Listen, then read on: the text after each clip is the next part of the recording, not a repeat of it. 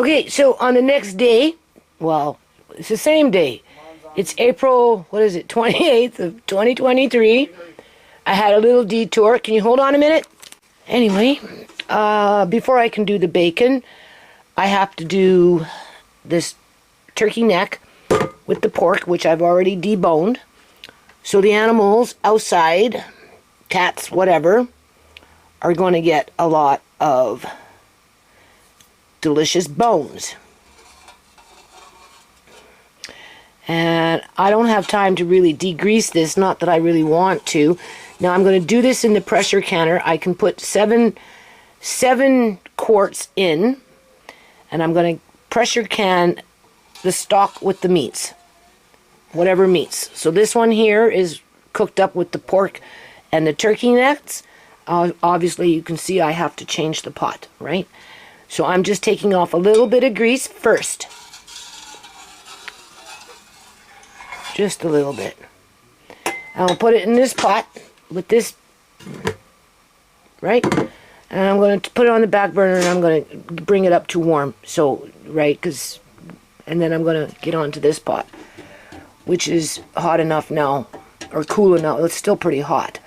But I'm going to debone this, strain it, and then once I have, because that's all turkey, it's a completely different taste in terms of stock and everything, right?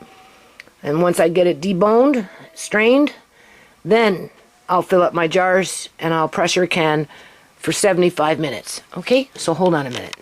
Okay, so we're moving fast here. So this is just what was from those bones, right? I didn't expect much. And plus it was some of the bones left over from the stewing hen, right? To which the stewing hen has been deboned, and that meat is in the fridge. So I'm going to can up that as well. Now, I could take this and I could throw it in there, but I kind of I don't know.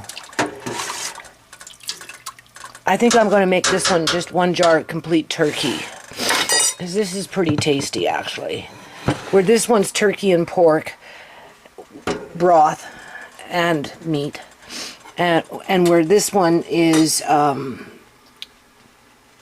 stewing hen and turkey broth, and you can see there's a fair amount of grease because of the turkey, right? So I'm just going to let the grease rise for a bit, and once I take off a bit of the grease, then I'm going to put it back on the burner here and start heating it up on, just a low heat, right? And then I'm going to work on getting my jars ready, and I'm going to fill them up. And I'm going to pressure can them for 75 minutes.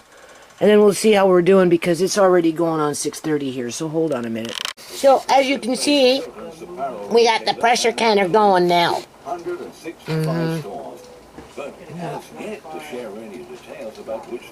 I just wanted to try that water bath method. Seriously, if the hydro was to go out,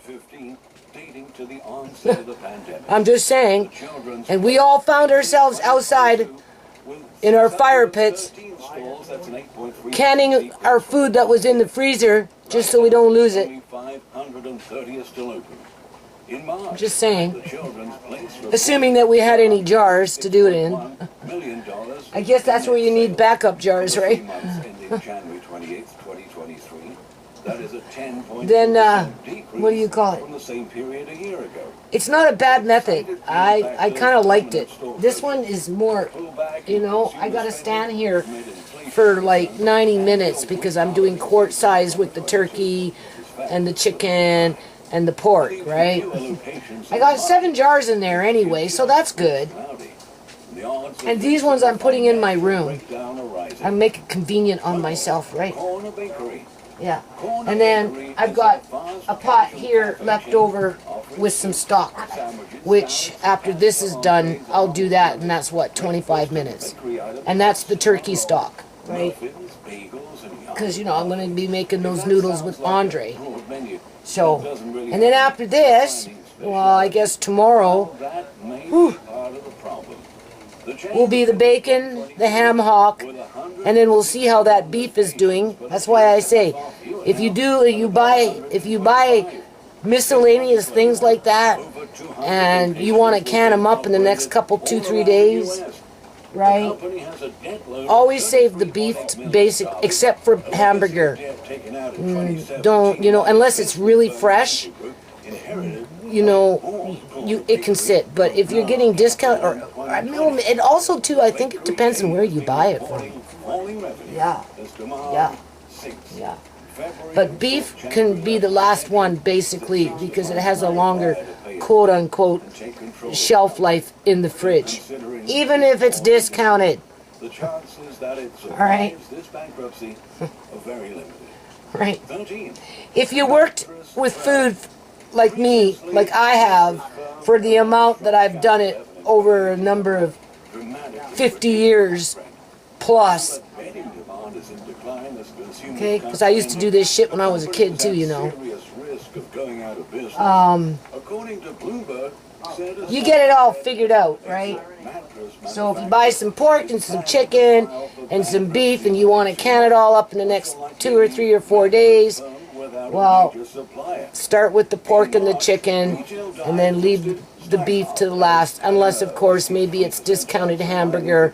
That one, it depends on where you buy it from. If they've got that pink slime in it, try and avoid that if you can. Yeah. Yeah, most definitely. Because that last batch of hamburger that I did, I'm still on the fence with it. But I haven't opened a jar yet, so we'll see. Because normally I'm satisfied with it, right? But it came from Walmart, and then I read through comments through other people's videos that Walmart tends to use that pink slime, so that maybe was it. Who knows? I don't know. But other than that, I wouldn't sweat it. And then if worse comes to worse, right? And of course, you wash it. You wash, like if you open a pack and the blood is starting to go bad, you smell it, right? You will smell it, right? So you wash off the blood and you stick your nose to the meat and you'll smell it, whether the meat itself is bad. Ooh. Okay? You have to remember, in the 1500s and 1700s and those kind of things, right? The reason people used spices was to mask over meat that had been spoiling, because that's all they had to eat, because they didn't have refrigeration. So they learned to use spices to cover up some of the,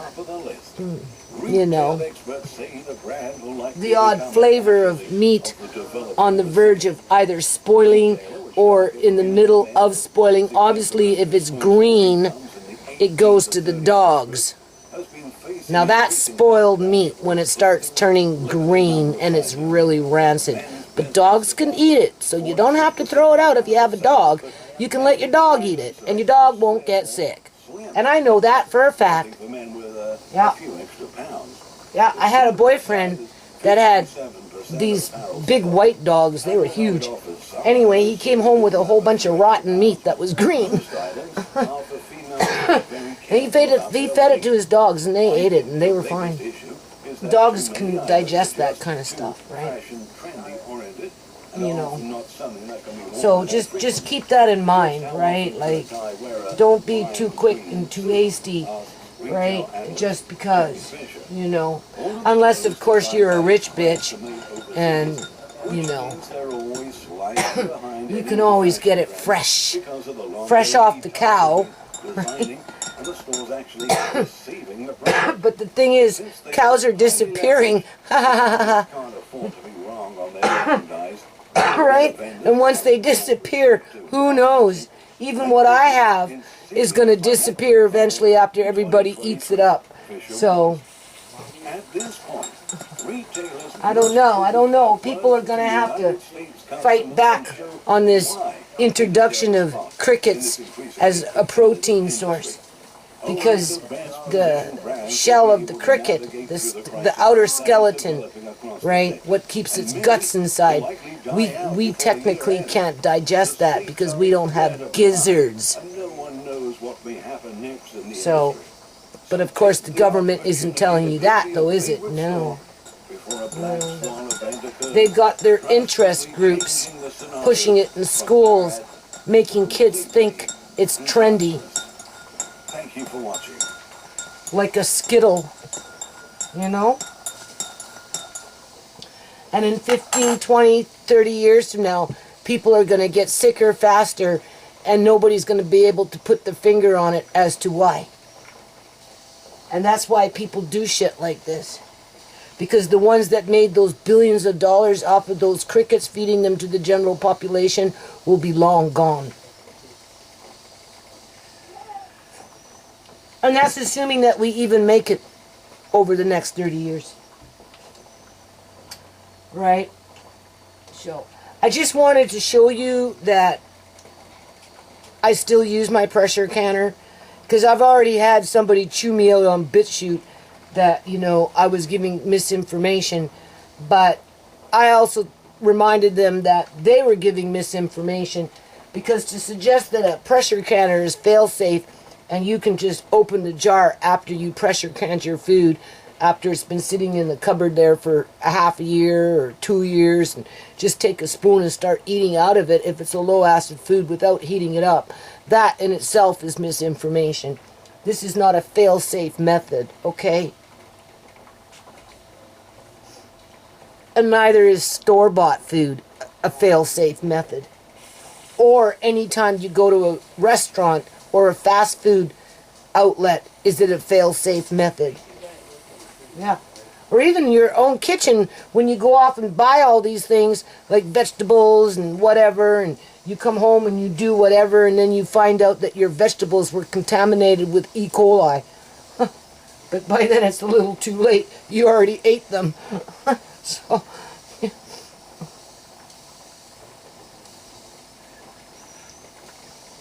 Our governments breed paranoia. Yeah. That's how they control people. Yeah. They got them so afraid to breathe. Don't breathe. Remember that? Don't breathe!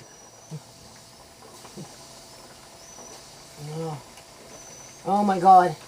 I hate doing this. This is the one thing that I can't stand when I use a pressure canner. The other one in the pot with the boiling water, oh, that's a breeze.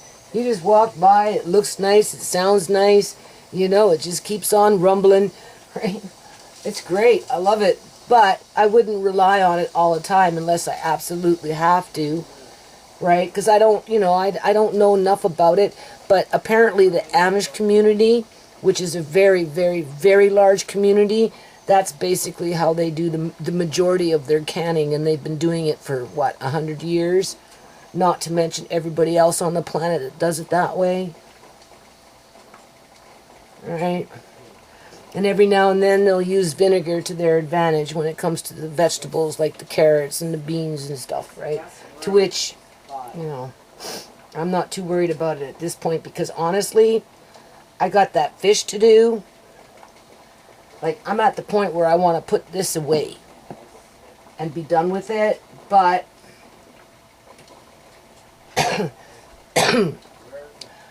I started clearing out the deep freeze and I want to kind of continue that and just, you know, recycle whatever. And so I'll go back in there and see what else is in there. I know that fish is in there. It's either halibut or it's mackerel, one or the other. And they're just fish ends. So I'll probably half bake them, pick them off the bone, throw them into the jar with some olive oil and then can them. And then I would do that for 110 minutes. Right? That's a long time. And then if I find anything else in there, I'll probably maybe get that done because I'm done. I'm at the end of my rope with this, people. Yeah. When I go shopping, chicken is off my list. I don't need no more chicken until I empty out some of my jars. Turkey is off my list. I don't need no more turkey until I empty out my jars. Same is true for pork. I don't particularly like the sausages, even though everybody else in the house liked them. So I'm not interested in canning sausages, right? I have a few jars already of hamburger, you know, meatballs, of, you know, different batches and whatever. And I do have beef, but because there's an attack on beef and the beef prices are going higher and higher and higher, maybe within the next 4 or 5 months, after I'm done doing some stuff in the yard and, you know, that kind of stuff, right? Everything's all cleared out, and that's when I might go off and splurge, I don't know, $300, $400, $500 on fresh beef, because I ain't gonna be waiting for no, you know, discounted, right? You know, if I see it, I buy it, right? If it's not to my liking, I have Matilda at the door again. Like all those bones from the turkeys and everything, that's going outside. Those raccoons are gonna have a blast. Oh yeah, they love it. The skunks come, the possums come. We've got Wonder Cat out there, guarding the door, right? And when he's not laying on the back, you know, it's just, yeah, I got a lot of animals around here that love that kind of stuff. So I'm not too worried about it. No. But I would, if I found some good meat that was at a reasonable price, you know how they put it on sale, quote unquote, and you can buy chunks of roast. You know, you gotta be prepared to spend $300, $400, $500 to be able to come home and even do anything. Yeah, I already been there, done that. I know. You spend $100 on beef, you get nothing. You get 6 jars. Whoop-de fucking do. You know, that's not what I want. So that will probably be my next big shop when it comes to any kind of meat, because as it is, I'm just poking around in my deep freezes right now, and I'm not interested because I'm tired, and you know it's getting hard on me, right? Yeah, but the beef I would, just because it's too ridiculously priced, and I've canned enough beef that I know how much beef I need in order to be able to even get a case, like 12 jars, at pint size, never mind quart size. If you're going into quarts for a case, oh my God, you're probably looking at about $400, if not more, in beef. Yeah. Easy. But I don't need it right now. But towards the end of summer, I'll consider it. And I really don't need no broth, because I've got some downstairs, and then these ones I'm going to put into my room just to make them handy. So that will get me motivated. Oh, you know, you just kind of, well, what are we going to have? Oh, well, gee, you know, we want something. Okay, well, how about we make some noodles and crack open a jar and, you know, spice it up a bit, throw in a few vegetables, and we're good to go. Right? And I don't need no wheat. And if I was to get any kind of wheat of any kind, there's only 2 kinds that I would get. And one would be hard white wheat, to which I don't need anytime soon. And the other one would be called farro wheat, okay? Because farro wheat is good to make whey protein. Yeah, because I'm going to be, I think, after I'm all out of this, everything's right, I'm going to attempt to make homemade whey protein.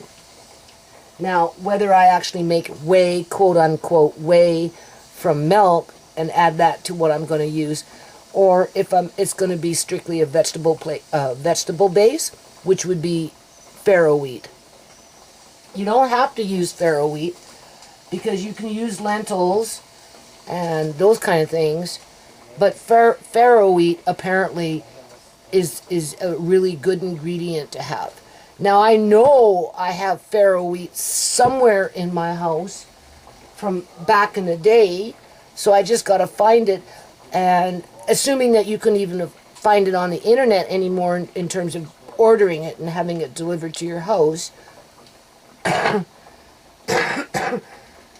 because a lot of these products are disappearing. I know, I've been doing this for quite a few years. So honestly, I am kind of on the hunt for at least either 44 pounds of farro wheat, or a flat 50 pounds at 25 pounds times 2. Because of what I'm thinking. Right? But that's assuming if I can even find it anymore. But I do think I have some in the house.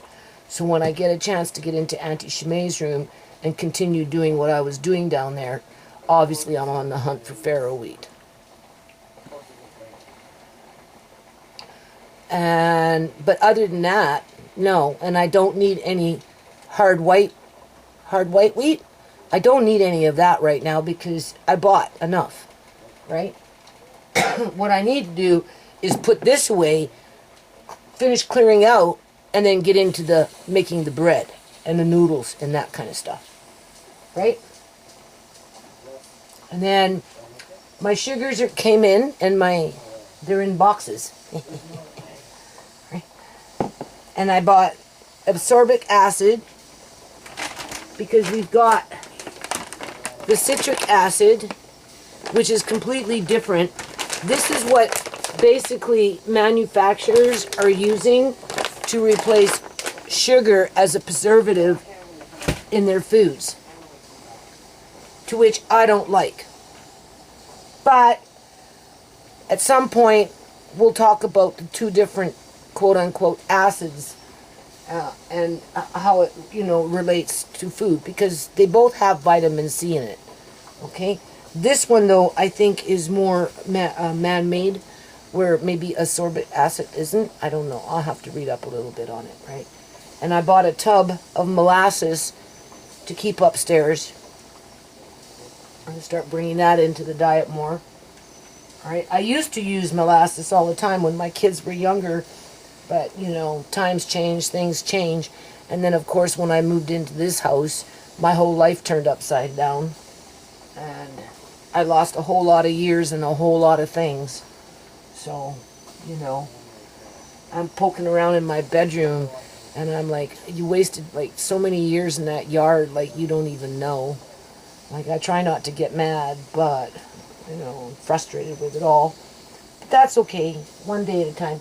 And then the two different kinds of sugars, right? The maple sugar and this other sugar. And then this other sugar, I'm going to taste it. And if I like it, I'm going to order a bit more, just for long term, so that if it disappears, I don't have to worry about it for at least a little while, right? Because it's high in magnesium and other earth elements, right? Compared to quote-unquote white sugar. And I think it even has more than maple sugar.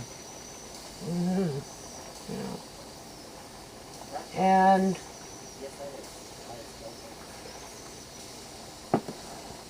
I don't know.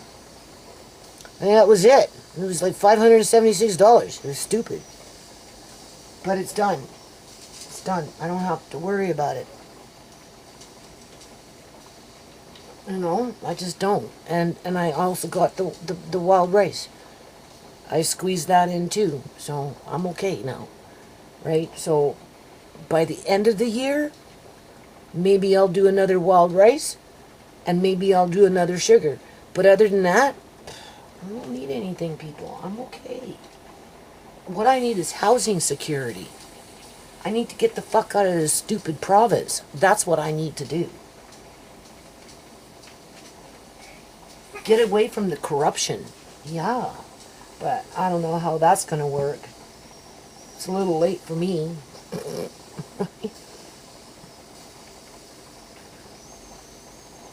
But I'm already thinking about where I'm going to move to and how I'm going to get there and what I'm going to move into and how I'm going to set it up with or without my kids. Yeah.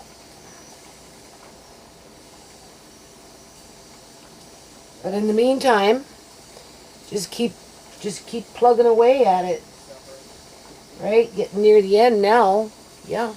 Like I said, there's, right? 3 or 4 months from now, after everything's all cleared out, I'll put this baby away very soon. Very soon. I'm just going to poke around in my deep freezes for a little bit. Do a couple more of this and a couple more of that, only because it's out.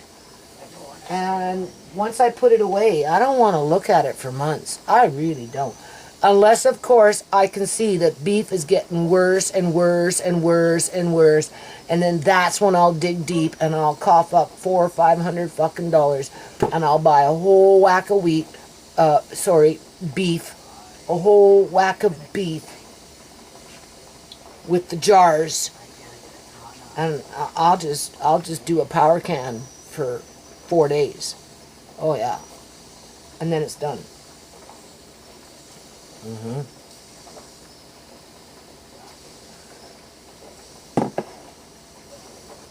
This has been sitting on my counter for quite a while, and I made it. It's actually very good, really.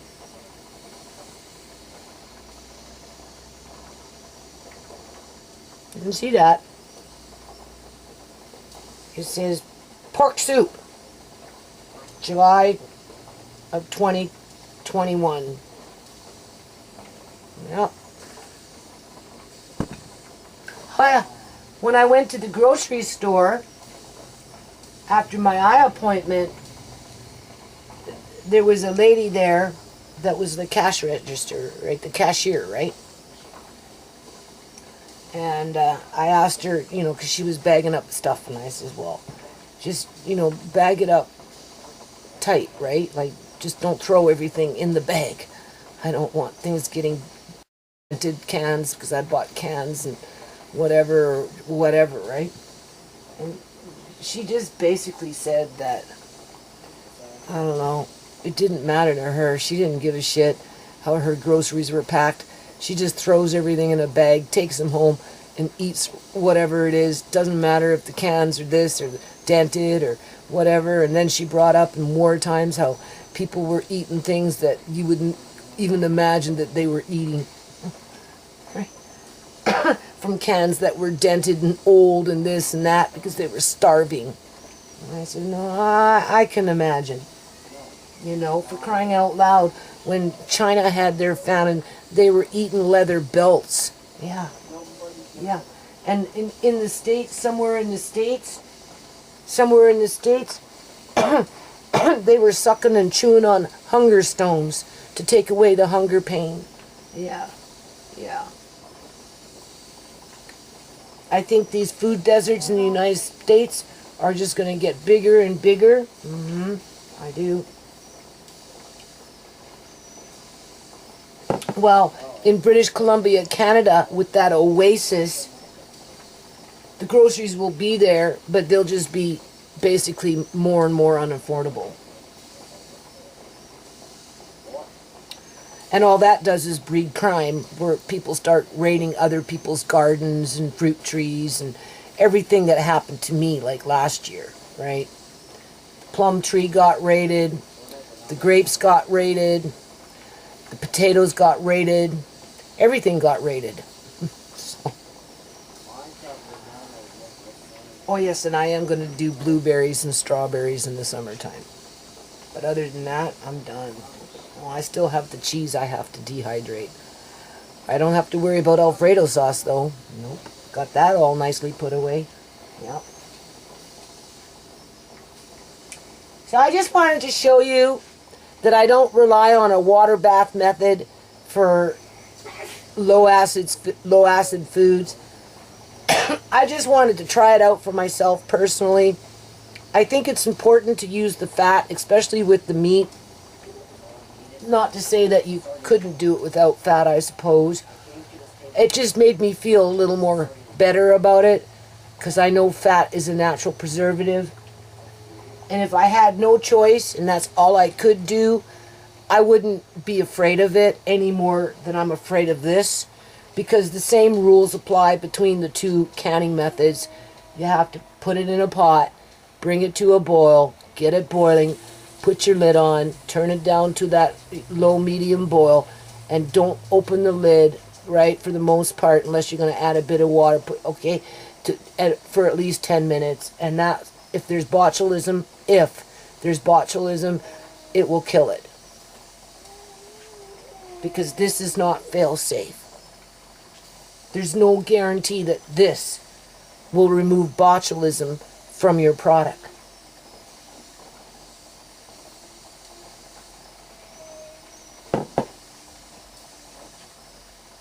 And apparently it's considered a dangerous appliance in the UK and Germany and Australia. Well, I don't know about Australia.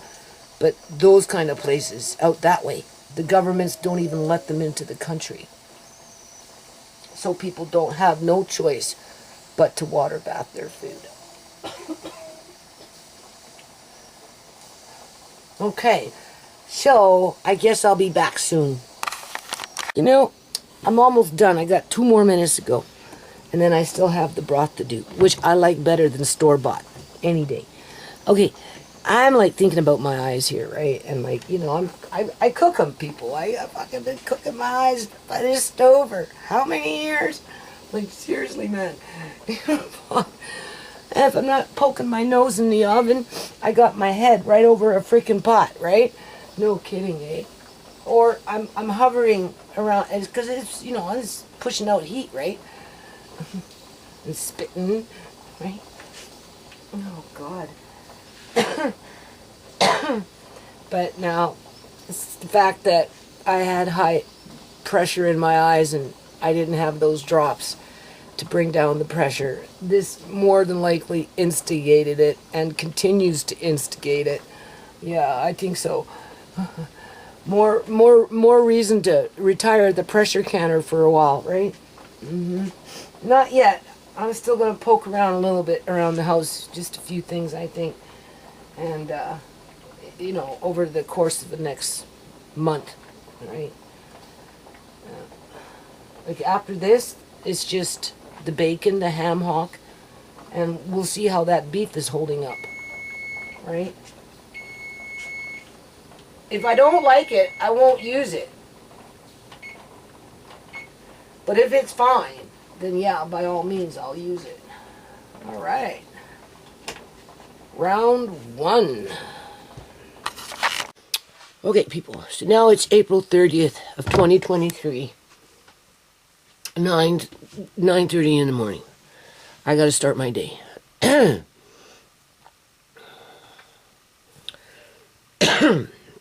There seems to be some kind of cold in the house. I don't know. Amari's been hacking. Tisha took him to his appointment at the children's hospital for these things here.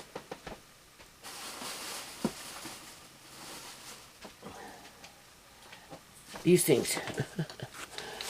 Okay. So I guess today he's going on the floor and we're going to put him on him. They want him in this for 8 hours a day. I know he doesn't want to sleep with these things on. He doesn't like these things. When I tried to use these things before, people, he's seen me coming with them after he had them on a few times. Oh my God. He hated it. And he tried to get away. Anyway, they're back. This is his hip, right? I don't know if it's the right hip that's coming out or the left hip. Tisha told me it was the right because that's the leg that curls the most because his whole right side is pretty much gone, right? Or if it's the left because when I got that letter in the mail, it said it was the left. So to me, it doesn't make any sense because his left leg is very strong and he's very strong considering all things said. Even Tisha noticed it. She said, oh my God, his legs are so strong. I said, I know. Besides that point. Anyway, he'll see me. He probably won't remember these things, but after I put him on him for once or twice, oh my God, it's going to be such a fucking hassle. Anyway, I don't have to keep him on for 8 hours straight at a time, so I'm going to try and use him throughout the day and let him have his freedom at night to sleep because he likes to move like everybody else. You know, he curls himself up, he does this, whatever he does, he's always sitting up. Like he's getting really good at just sitting up. Anyway, okay. So it's back to the days of our lives. At New Nations Unity episode. Dun, dun, dun, dun, dun. Okay. Oh my God, I spilt sugar. I knocked it. My eyes are bad today. I don't know, people. Like, I've made it 1 year. This is an anniversary because I went this time last year, finally, to a clinic that was supposed to give me a referral ASAP in April of 2022. But if you notice, It was in September of the 23rd of September of 2022 when I finally went to the hospital to get a referral. And that was after I went to the Court of Appeals and put that, whatever I put in, that's still just sitting there. As if I can follow up on that, right? I figure I got until September. Either or. It's been 1 year. It's not getting any better, people. I'll be surprised if I make it another year, especially working in the yard this year is gonna whack me out big time. I go to sleep, I don't know, I wake up and it's rough. Today is rough. I can really, this one here is like just wigged out, like completely wigged out.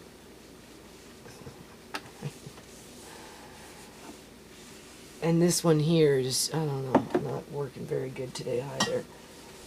But besides that point, I have to just keep doing what I'm doing because I just want to get it over with, right? In terms of this canning. Right. So, I just got sugar everywhere. I knocked it down and it went all over the counter. Okay, so I did that turkey. Done. Not yesterday, it was done the day before. I washed the jars and everything yesterday because I ended up watching a little AMA and Kyrie again yesterday. I watch them like 2 times a week, right? And like my living room is in perpetual mess. Like I get it cleaned up and then kids come and it gets terrorized. And there's like not a lot of room in there, right? And we never even got a chance to clean it up. I never even got a chance to clean it up before they came back. So I had them for quite a few hours yesterday, right? So it's a big mess in there, but besides that point, I mean, they're only little ones. There's not much you can do about that, right? So in the meantime, today, my focus is, I'm not going to put these in my room because, you know, summer is coming. Now, even in summertime, my room tends to stay quite cool for whatever reason, just like Auntie Shemai's room, right? It's the north wall off to the corner over there, like the north side of the house, right, off to the corner, and it's like it's really, really good. But because this is chicken and pork in liquid in quart-sized jars, the cooler you can put this away into it, like, you know, a place where it's really, really cool, and it kind of just keeps that temperature for the most part.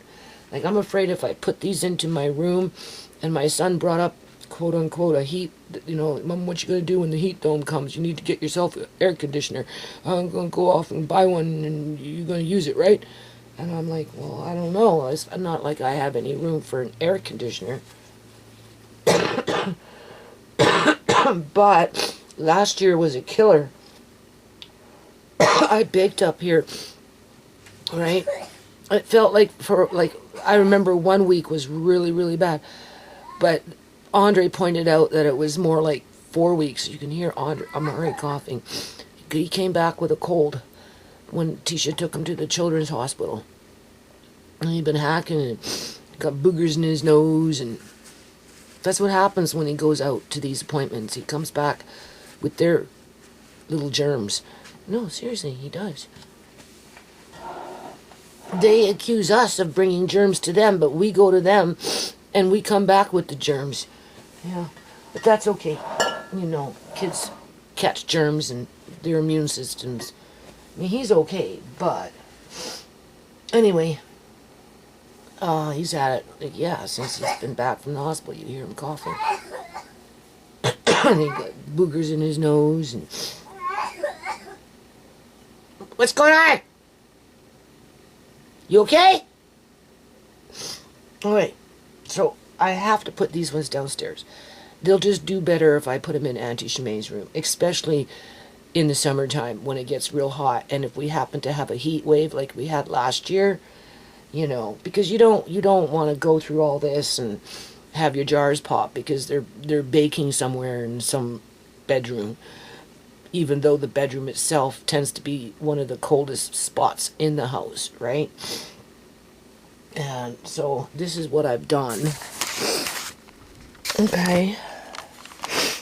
So I can't see as well as I did yesterday. Like, seriously, like, I notice it from what I can tell. You can see that this was the pork, the little bit of pork bones with whatever, with the turkey necks, okay? And I specifically kept it separate, right? Because it's a different kind of broth, right? So this is good for a soup, okay? And I got 4 jars of that. So that's really good, and it's quite tasty. And then one of these jars is straight up turkey. Don't ask me which one it is, because I can't tell. I don't have any glasses on me. I did put a little X on 2 of these lids, or whatever, to indicate, yeah, 2 of these lids. I did put a little X to indicate that it should be the stewing hen. The stewing hen. But maybe it already washed off. I don't know. No, this one looks like it's an X. So this would be the stewing hen. And this one would probably be a stewing hen. I can't really see, people. Yeah, there's an X right there. Okay, so those ones are the stewing hens in turkey broth with the stewing hen broth, right? First it was stewing hen broth. Then I did the turkey and put the turkey in with the stewing hen broth. So that's the stewing hen. And this one would be straight up turkey just from the bones, from what I can tell. Unless, no, you see, there's an X right there. I think I see an X. So that's got an X too. How many X's do I have here? Oh my Lord. Oh my God, who knows? Either or maybe I wanted to keep them separate from that. Either or, 1 is turkey, 2 is stewing hen. And then we've got the broth from just these. Okay? So 1 stewing hen and 1 turkey, some turkey necks, and some pork bones. And that's what I basically got. And then everything else that was left over in terms of bones and blah, blah, all went outside to the animals. Okay? Because you know Matilda's back, right? So I'm going to label them, take them downstairs, and then we're going to get into that bacon, because it's in the fridge, and get it over with. Because once it's done, the only other thing I'm going to can, quote unquote, is anything I may find in my deep freeze, which we know there's that fish ends that I want to do, and whatever I find poking around if I want to do it, right? Other than that, it can just stay where it is and we can eat it, okay? And then at some point in the next, I give myself at least 6 months. It's not anything I need just right now, other than if I wait too long, the cost of beef, quote unquote, might be extremely higher in 6 months than if I was to do it in a month or 2. So maybe in a month or 2, after I'm caught up with some things in here and a little bit outside, assuming I can still navigate for the most part, right? Then I'll invest, probably $300 to $500 on grass-fed beef from the farms. I googled BC farms that have beef like that out here, and I already started pricing what they've got, and it's working out basically starting at $13 a pound. Which I know if I shop in a grocery store, as they come in with their sales, I can probably find things a little cheaper. But then there's some beef that I think with the fatty beef, I might just do some specialty orders and just cough up the money, right? And get it from the farms. Either or, I'm looking at between $300 to $500 worth of beef, and then I will go out of my way and I will either can quart-sized jars of straight-up beef or pint-sized jars. And then once that's done, I'm not going to be canning no meat for a long time. Not unless everybody starts eating it real fast, right? And then, of course, you have to replenish. But other than that, I'm not too worried about it. And then I ended up getting some farro wheat. I found it. And this is the thing about wheat. I'm warning you now. There's already bread shortages happening in the United States of America within those food deserts. Obviously, not every store right across the whole country is lacking in bread or bread products, right? But there are pockets that are within those food deserts as they're being created as big corporations like Walmart, Sam's Club, and all these other major grocery stores that, are the main hub to whole communities are closing down. Okay, and not only are they closing down, but even for the ones that remain open, some of them, not all of them, their bread sections are shrinking. Or maybe they don't even have bread on the shelves, people. Because if you take it outside of the box, when it comes to the bread baskets like Russia and Ukraine and, even Canada or wherever, with weather anomalies and with issues of fertilizer and tractor, parts and, machinery parts to replace broken parts and the cost of transportation and diesel and just the whole 9 yards, the production of wheat products. Because there's different types of wheat, different types of grains, right? They're not as plentiful as they used to be. And not only that, but you've got countries like China or other countries, they are either not... Let me go check on Amari. What are you doing in there? You got quiet. Yeah. You always got your nana with that heart of steel, don't you? You're laying on a toy. You're laying on a toy. You're laying on a toy. Got your nana with that heart of steel.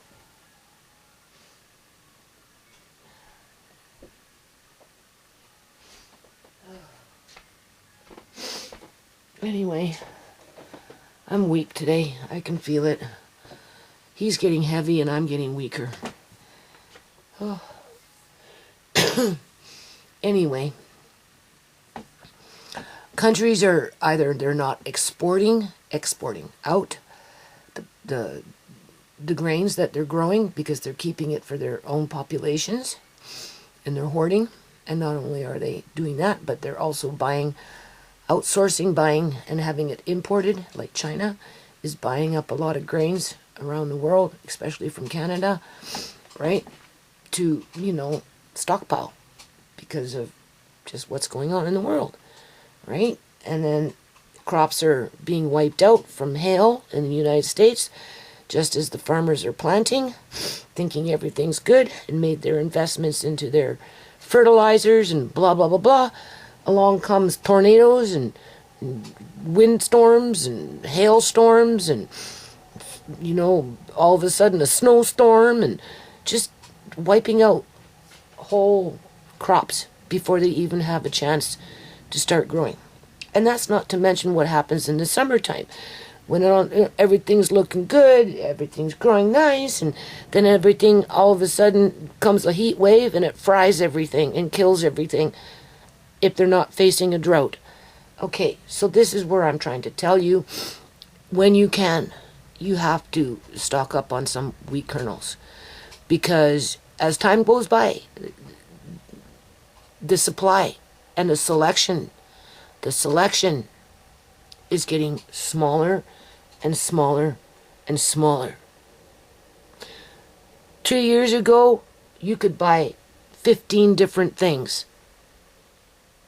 That was 3 years ago. 2 years ago, you could only find 10 out of those 15. A year ago, now we're down to 7 out of those 15. In the here and now, you'll be lucky to find 4 products out of those initial 15. I'm telling you, I've been doing this for a long time. I know. Because that's what I've been coming into contact with. And you have to go from company to company to company in order to hopefully find what you're looking for. Because not every company has what you want. So don't be afraid to shop around and look for what you want. And when you find it, yeah, you find a way. Even if you gotta go into debt for it, people. Okay? And you get 50 pounds at a time. 44 pounds. They either sell them in 25-pound bags or 44-pound bags. Or once in a while you'll get lucky and get it at a 55-pound bag. Either or, shoot for those 50 pounds. And then multiply, depending on what the wheat kernel or grain is, to maximize on whatever it is that you're building in as a menu for your family. From week to week to week. And then you take it and you think, well, how can I stretch that week to week out over a period of 2 to 3, 4, 5 years, right? So with that said, I ended up ordering another 50 pounds of, it's called Emirate Farro, Farro wheat, which is a wheat that, again, is good for pasta, not only for bread and those kind of things, but it's great for pasta, and it's easy to digest. Okay, that's something to consider. As well as it's a great wheat kernel to make whey protein for your family. You have 2 ways to make whey protein. You can either make whey protein by processing your own milk product, to which at some point after this is all said and done, I may attempt to do it just for the sake of doing it. And then incorporate it into whatever it is that I'm trying to do when I'm trying to create my own whey protein versus having to go out and buy it off of Amazon or from a store or whatever, okay? Well, and then there's plant-based. And if you're going to go with the plant-based or whatever, then you kind of want the farro wheat. That's the best one for making a whey protein. Not to mention, it's great for pasta making. And you know, I'm working towards that. That's what this is for. Among other things. I can make gravy with this. I can make soup with this. I can make noodles and have this as a base for broth with this. Okay? So, you want your hard white wheats, because those are the ones that are hard white wheat is high in nutrients like a whole wheat, which would be a hard red wheat. Hard red wheat is like a whole wheat, where hard white wheat is like a whole wheat in nutrients, but only it's coming out like a white wheat.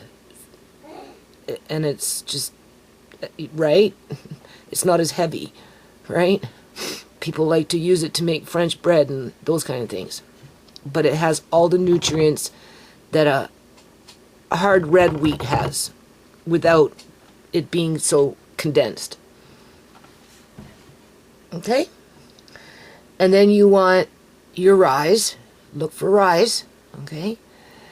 Because, you can make your sourdoughs and whatnot. And you can eat it as a porridge, whatever. You can use it in stuffing, whatever. And it's high in nutrients, right?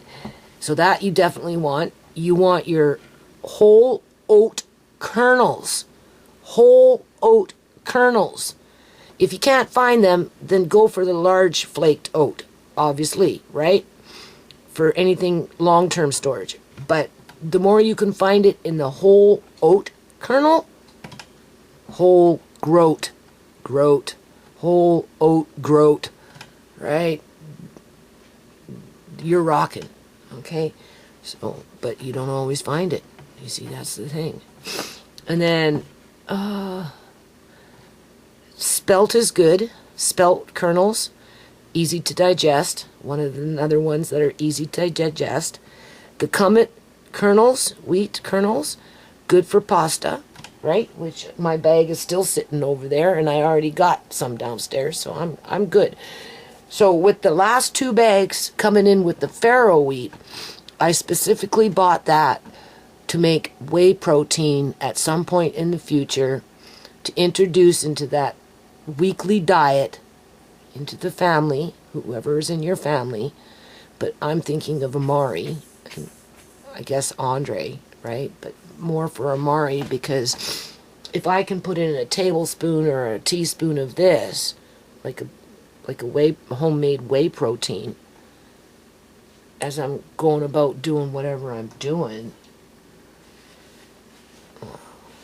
at 50 pounds of farro wheat, you can make a lot of whey protein, let's put it that way.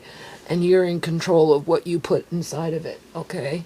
In terms of how you mix it up, because you can use lentils and those kind of things, right? You don't just use farro wheat, you use farro wheat, you use, green lentils and something else and something else. And I suppose if you want to, you could put a milk whey protein in there as well and mix it all up, and you're good to go. And you can put it in with your smoothies or however, right? I'm just saying, okay? But the point is you have to just budget it in. Find a way, right? Because once you make that initial investment, you get to the point where, like, you get ragged on it along the way, obviously. I've been ragged on it for years, right? But in the end, it's going to get the family through over the next several years, right? Especially when you really start tapping into it. And that's the point. It's going to shift for me. Okay. So now I'm going to put labels on these. Oh, I don't feel that great today. I was so stressed out. Just stressed out with things in general. I spoke with my son yesterday. He wants me to get an air conditioner because he's afraid I'm going to shrivel up and die under the next heat dome that's going to happen this summer. I don't know where I'm going to put it, but we'll see. We'll see what happens. So we're on talking terms, and, that's fine. I didn't expect that to not happen. But, it's just go about your day, You go about your day, and I'll go about my day, and just stay out of my business, and I'll stay out of your business, basically. But I have to go downstairs today and bother him because I have to go into Auntie Shamay's room and put these away. So I'm not going to say nothing. I'm just going to go about my business and put it away and get the fuck out of there. And then I'm going to come upstairs and we're going to tackle that bacon today. And then that's how I'm going to finish the video. Because I've done bacon, 2 or 3 times already. And I know what I like. And that is baking it in the oven. I like cooking it in the oven, degreasing it, rejarring up the grease, putting it in the pressure canner right along with the bacon, and pressure canning it. And I don't like necessarily doing it with raw bacon. I find that I get more if I pre-cook it somewhat in the oven first, degrease, and I can fill up my jars more, and I'm happy with that. Plus, I get the added extra bacon grease that is nicely preserved in jars because they were in the pressure canner right along with the bacon. And we've got the one ham hock, which I will mix ham hock and bacon together. Already did ham hock, that's already put away in my room. And that beef is still sitting in the fridge. To which, I already had someone, yeah, well, you know what? It goes like this for me. That's why I say, when you go shopping, and you come across all this meat that's on sale, and you're trying to do the right thing. You buy. Okay? First of all, you can smell. That's right. Beef has a longer fridge life. So you always pretty much leave it till the end. Except for maybe hamburger.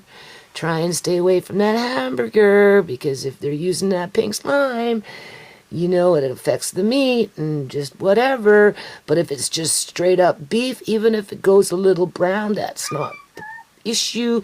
The issue is when the beef starts to spoil. And I'm not talking about the smell of old blood. There's a difference between the smell of old blood compared to meat that's actually spoiling. And if you've cooked for any length of time in the number of years that I've cooked, you would know the difference. And just because meat discolors brown, that would be natural. Because anytime you really, honestly, go into a grocery store and it's nice and red, it's only because they inject coloring into it to make it appealing for the public to buy it. Okay? Just keep that in mind. So the point is that beef is still sitting in the fridge. So it's either going to get canned up today, but I'm going to pre-cook it first with some bacon. First, I'm going to smell it. If I don't like the way the smell is, then I'm going to wash it. After I wash it, if I still don't like the way the smell is, then I'm going to cook it and I'm going to give it to the cats. Or maybe I'll just throw it outside raw and let Matilda eat it and whatever else wants to eat it, because you know they're going to eat it. And cut my losses, because I already know I'm going to be buying a whole bunch of beef from the farm, so I'm not sweating it. Okay?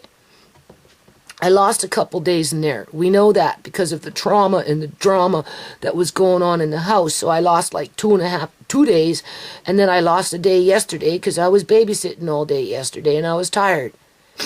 All right. So besides that point, I'm not complaining and I'm not worrying about a little bit of beef.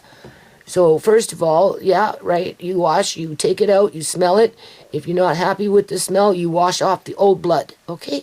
And then if you smell it again, and if you still don't like it, then you make it into animal food. However you wanted to give it to your chickens, whatever you want, right? Okay, I'm just saying, if you got chickens, feed it to your chickens, they'll love it, all right? But if it's salvageable, then, yeah, you use it, okay?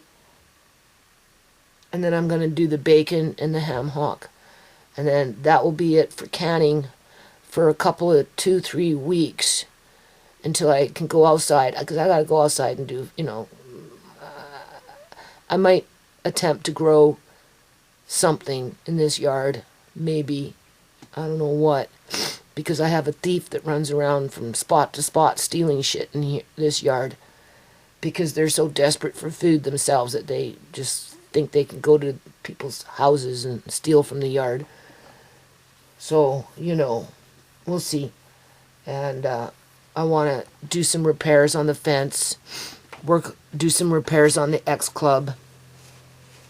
I asked my son to staple up some plastic on the greenhouse, and I'm not really going to grow anything in there this year outside of maybe a few tomato plants, because I'm going to work on maybe gutting it. And try and, I don't know, I kind of wanted to try a little bit of cracky hydroponics. Cracky, right? That's with no electricity. Either or, it's just something I'm going to fool around with over the course of the year, and just, Andre wants the fire pit, so I have to clean out the fire pit. He wants to build a little fort.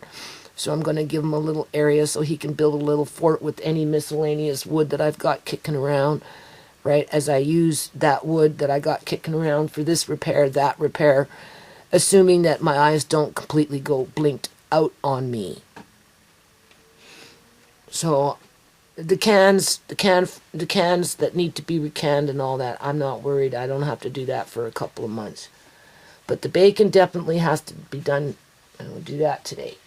And that's what this video is going to be about, because I highly recommend that you do it for yourself. Just like I recommend that you go off and you buy 25 pounds of wheat, or 55 pounds, or 44 pounds, or whatever, and you find a way to put it away and you store it, because I do believe that whatever the hell is going on through our corrupt governments and this Agenda 30 and Agenda 2050 and all this other crap, I mean, there's only so much you can do to protect your family from this corruption and from this assault on society. But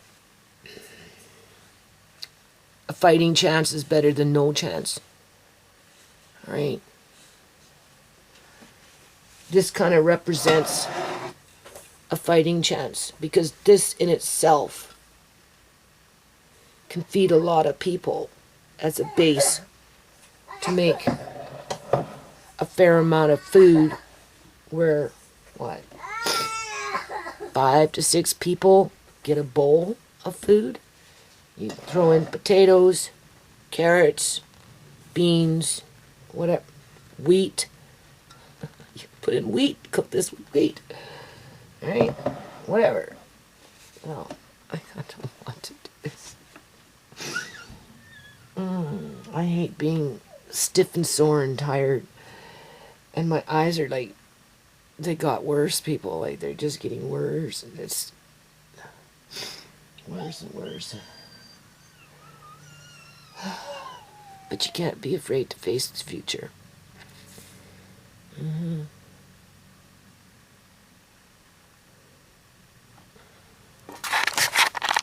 Okay, so here's what we're doing. I've loaded up my canner with my jars. I've got 24 salmon jars in there with the lids on in between. Now, this is why having a pressure canner is handy. In a situation like this, for 75 minutes with all these jars in there like that, boy, oh boy, it definitely works faster. Okay? So we've got, on the lower 3 trays, we've got 8 jars of salmon jars stacked times 3, right? And that's basically going to be bacon and ham hock. Now, I am thinking, like, I got this beef, right? So, you know, I'm tired. I might just end up pre-cooking this beef. Like, when I get into the meat, I'm going to get into the beef first. Obviously, I'm going to smell it. If it needs to be washed, I'll wash it. Then I will smell it. If it's okay, I'll chop it up into cubes. And then what I'm thinking to do, honestly, is getting a pot on top of the stove in cubes with some onions, some garlic, a little bit of oil, stir it all up, right? And I might just end up filling up those salmon jars with that, top it off with water, because by then it will be pretty much cooked, right? So you're going to need some kind of liquid. And that will take up 1 or 2 layers of, because it's expensive, right? It's either that or cat food, one or the other. Right?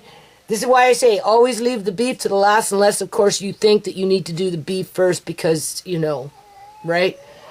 To which I would consider maybe putting hamburger, depending on where you buy it, kind of maybe at the top of the list, right? So, you know, I might have, okay, so either or, I won't know until I get into the beef. I'll let you know. So basically, I've layered up just in advance, so you know how many jars you got to work with, approximately. I close my canner lid, because what's happening here is, as I degrease my bacon, I get that beautiful, beautiful bacon grease.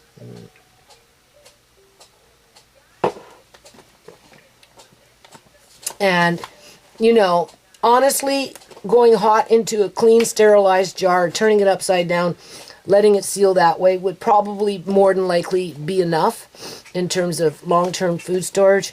But for what it's worth, it's nothing to throw it into the pressure canner and cook it up for the 75 minutes as you do the rest of your stuff, because it came out fine, really, you know. So just as that added little measure, why not, right? So I have to, these are the 1.25 jars. So these ones obviously need to be washed and dried, because that's where I'm going to put my grease, is in these ones, right? So when you want to make a meal, you've got enough for a meal. Am I being foolish and wasting space, wasting jars? Who knows? for a family of 3, it's convenient, in my opinion, right? And I already got lots of jars, pint-sized jars, of either pork fat or beef tallow. But because this is a bacon grease with the nitrates in it, with the flavoring, the smoky nitrates and all that, I just kind of want it this way. So I made sure that I could close my canner lid, because I've never really filled it up right to the brim. But basically what I've done here, and I'm going to show you, is right to the brim. And this is where a pressure canner comes in handy. Okay? As long as you can get your jars in and you can close your lid correctly, you're good to go. So those ones were from before. You can see I've opened up a new box. So we're going to fill this up completely with these. I don't know how many more I'm going to get in here. And if you notice, as I'm filling up my canner, I'm making sure my rims are on. So that, because if you put your jars in without the rims, and then when you finish doing what you're doing, you put your jars in there, and then you find out it won't fit because the rims took up that extra, 5/8 of an inch or whatever it is. Do you see? So that's 24 jars of those for the ham hock, bacon, and or perhaps even the beef. We'll see. I'll start with the beef first, see what we get with that. And then if I feel that it's salvageable, then I will fill up more than likely salmon-sized jars. And I'm going to pre-cook it. And I'm going to use garlic, a little bit of onion, just for flavoring, salt and pepper. Because in a situation like that, that is enough to go into that small little crock pot that I bought. And you could cook this beef, right? With chickpeas, for example, or even beans for that matter, right? I'm making them just enough for the one meal, okay? So we'll see. We'll see what happens, so hold on. Okay, so you can see what's going on here. It's pretty high up, right? So now we're going to see if we can get this lid on. And it's got to clip in underneath this, okay? Your heart starts racing even before you start. Seriously.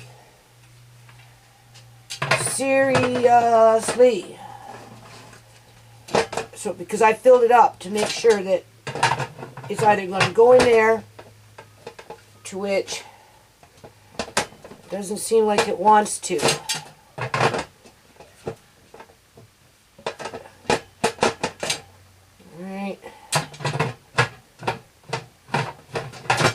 There we go. See, it went in. As long as it goes in, as long as it turns, there. It's locked. It's good to go. Full to the brim. And then now you want to fill up your jars, and you want to fill it up. Right? It should be okay, I would think. Right? I don't know. I've never done it as full as that. I've done it up to here, but not right up pretty much to the rim. But it shouldn't really matter, I don't think. As long as you've got shit escaping, okay? If it, for whatever reason, when you turn on the heat, it starts heating up in there and you're not getting anything, and your gauge is starting to go or whatever, then you know there's a problem. If this thing refuses to come up and there's nothing escaping, then you better turn off the frickin' heat.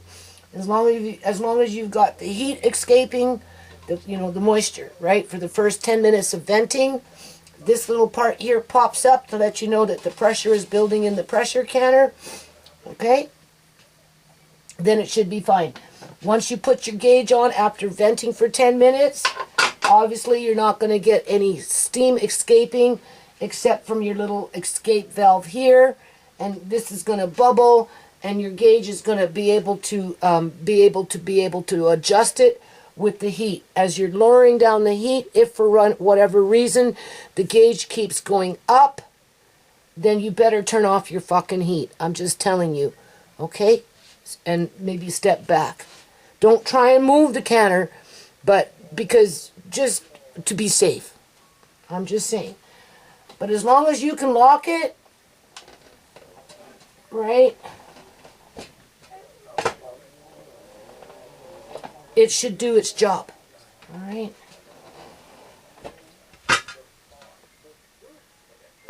Because I am done. I want to get this over with.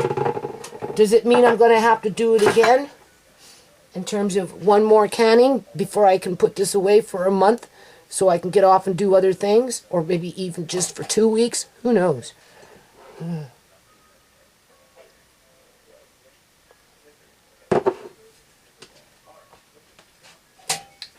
Now, technically, I could fit maybe one more jar in there. Let's just see for the sake of it.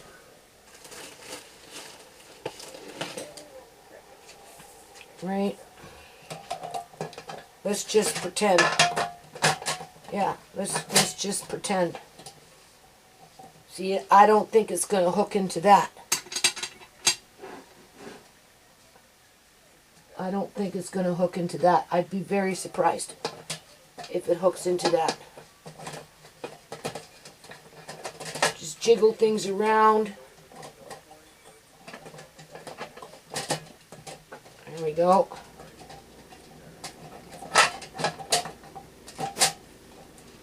Just let's see.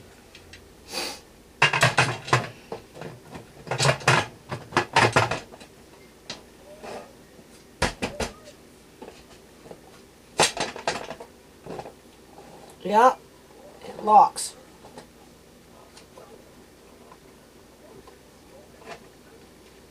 I'm not going nowhere. It locked in.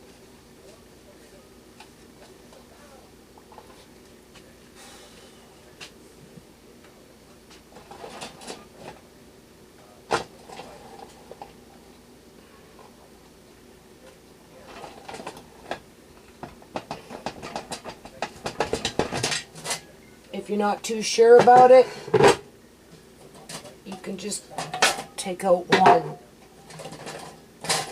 And just give it a little more freedom to breathe.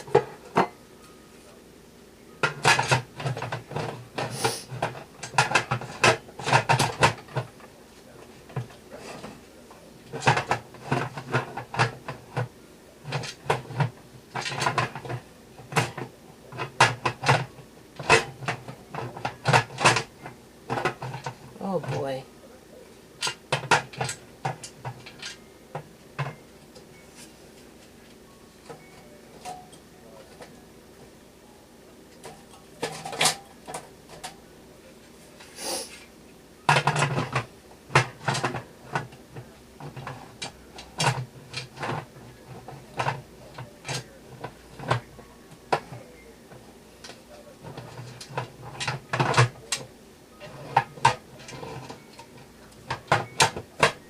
Go.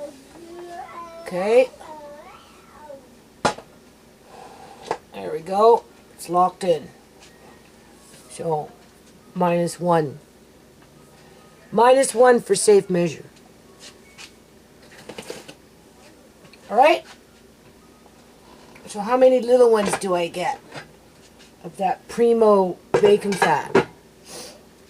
2, 4, 6, 8, 10, 12, looks like 13. And if I wanted to squeeze in another one, I could. But in this situation, I'm not going to because it's right to the brim. To which I've never technically done it that high, but as long as it locks, it should be fine. But in the event you don't see the steam venting out, and whatever, and your gauge is starting to go, well, then you better turn it off and just maybe remove that one layer, but it should be no problem. Either or, we're going to find out. So hold on. Okay, just this battery might blink out. After this, I will plug this in. So just when you do stuff like this, just pace yourself through it, right? You know, even if you don't have a very big workspace, you don't need a lot in order to be able to produce a lot, okay? You know, I'm just saying, right? So now that I know what I've got going on here, I am now, I washed those new jars as well as the other ones that I have now. They're in the oven because you want completely dry jars. They don't have to be quote-unquote sterilized because you're going to put them in the pressure canner for 75 minutes anyway, right? But, you know, you want them definitely dry. You don't want to mix water with grease, right? Okay, so they're in the oven. They're getting nice and dry. These have already been washed, so I'm now I know exactly how many can fit in here. So now I'm getting the canner ready by taking out the jars, taking off the limbs, right? I'm just putting them in this other pot so that when I'm ready, I can just go from, you know, jar to jar, right? When you get your pressure canner, make sure you have extra trays. Right? This is all to do with prep work. So anyway, I had a knock on the door, and it was some church people, right? Asking to come on in and chat with me about the afterlife, right? I told them that my daughter goes to church now, and that if I want to go to church, I can go to her church. Right? And, you know, and just whatever. Anyway, they were Jehovah's Witness. They asked me what I was canning because I told them I was canning. They said that was cool. They said people don't can as much as they used to. So they were intrigued with the fact that I was doing the amount of meats that I was doing today. But I basically told them that my daughter goes to church now. And now she's got a whole bunch of girlfriends going to that same church. And that pastor's probably pretty happy. Right? You know, all of a sudden, 8 more people showed up. Right? So anyway, I could barely see. Right? They were black people. I could barely see people, barely see their faces. Oh my God. I don't think I'm gonna make it another year. I don't think so. I really don't think so. Now here's an interesting thing. With my other, so you see, 1, 2, 3, 4. Going to be using 4 trays. All right. Make sure you have those if you're going to do something like this.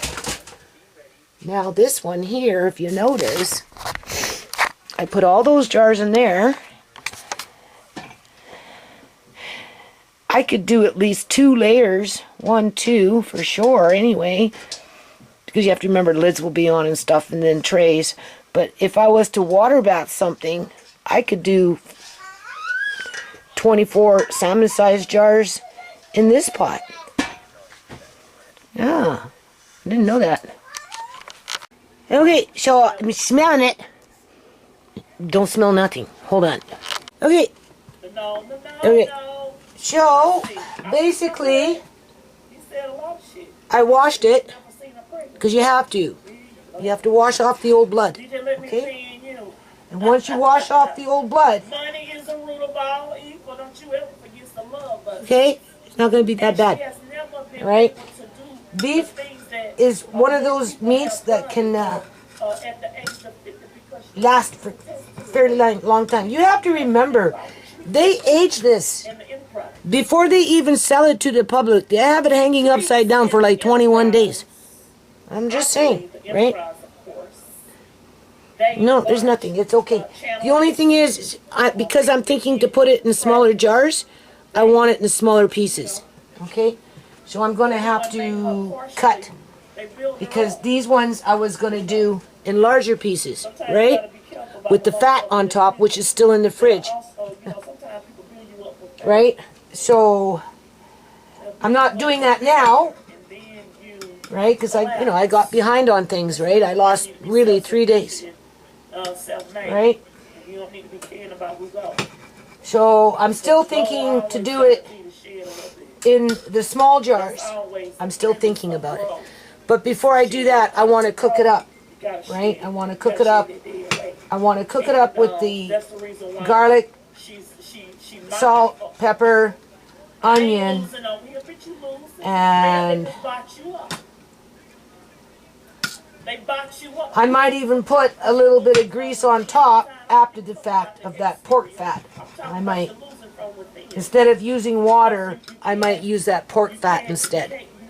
Right? Okay. Now, if this was pork or chicken, well, it's a hit and miss with that one, especially with discounted meat. But on the other hand, oftentimes it really depends, right? Depends on how it's packaged. If it's been vacuum sealed, that plays a big role, right? And because you have to remember, they take meat when it comes to its date to sell off the shelves. They repackage it to resell again after they recondition it by injecting it with, I guess, blood to make it look red, so that when it's out in the freezers where people, in the fridging department where people pick and choose their meat, it looks appealing, right? Because people have been conditioned that only red meat is good meat, when that's not true. Okay? Because the meat itself leaches the blood the longer it sits. That's why if you have meat in the fridge that's been there for a day or two or whatever, you got all this blood leaking out of it. Right? Assuming it's even real blood. I'm just saying. Right? And then, of course, it's going to discolor. Right? It's going to discolor. That's what it does. Right? And before the meat spoils, you'll smell the spoiled blood as it's starting to spoil. As it's starting to go, it will be the blood that you'll smell first. So that's why you wash your meat. Wash off the old blood. Okay? And then chances are, you're going to get something like this. Andre, I need your eagle eyes. And the deflection. Hopping on B channel. What? Because you can see better than me. What color do you see? What does that look like?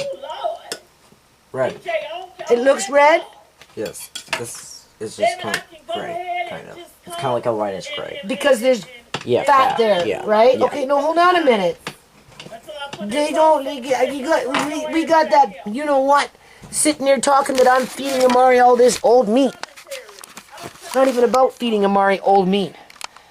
And then it's brown. Does that look brown? Where is it? I washed it. This? I don't know. That one's just kind of like brownish. Where? This one. Which one? Yeah, right there, the one. Nope. Yeah, that one. This one? Yeah, the top's just kind of brown. Well, yeah, because that was the outside. Yeah. But yeah, we'll still fine. Okay, so we'll leave that one out. And that's only because it was in the air. That's why. It's called, what do you call that? Oxidization. Okay? You understand what I'm saying? Things oxidize. And they change color. That's when blood starts to oxidize. And it changes color. Right? When you cut yourself, it comes out red. And the longer it's out and about in the air, it starts to change color.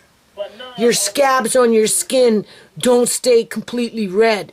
They oxidize with the blood. Old blood turns dark. right? There was I'm a just saying. serial killer in Los So there you Angeles go. area. He was So we'll named take the out that crime one scene. piece He that died in prison in 2020. obviously is the outside of it that was in the air for a little longer. And then what I'm going to do is I'm going to throw this back into the pot after the fact, and I'm going to cook it. So hold on a minute. Okay, so I am debating whether I should pressure can twice to put this into pint-sized jars. And I could cut up some of that ham hock. It's not a very big one though, right? Because I kind of wanted to mix some ham hock with the bacon. And all I know is it's like going on 3 o'clock in the afternoon and I am tired. Either or, this, you can see I still have a fair amount of that, right? So what I'm going to do is I'm going to melt some first. And then I think I am going to cook this up the way I'm thinking to do it. Okay. Okay. That's what I'm thinking. And whether I put them in, because I don't know. I don't want to can twice, people. Just kind of want to can once. But I might have to can twice.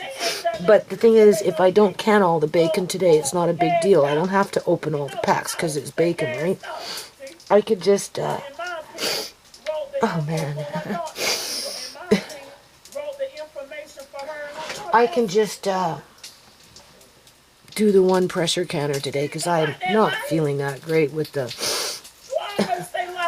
I don't know, and the ice. I don't know. Something happened. Huh.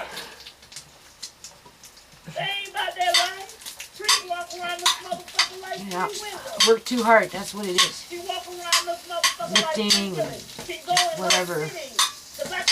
So what I'm doing is I'm just melting myself some grease here a little bit. And then I'm going to start frying that up. I don't know what I'm doing. Okay, so, you know, I really just want to get the bacon done with pretty much all at one time. And I'm afraid if I start mixing in this beef, I'm going to lose that layer of jars.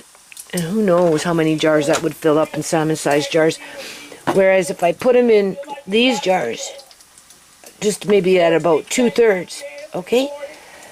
And then add in some of this fat on top. Only this time we're not going to put it in a water bath. We're going to just do it in a pressure canner.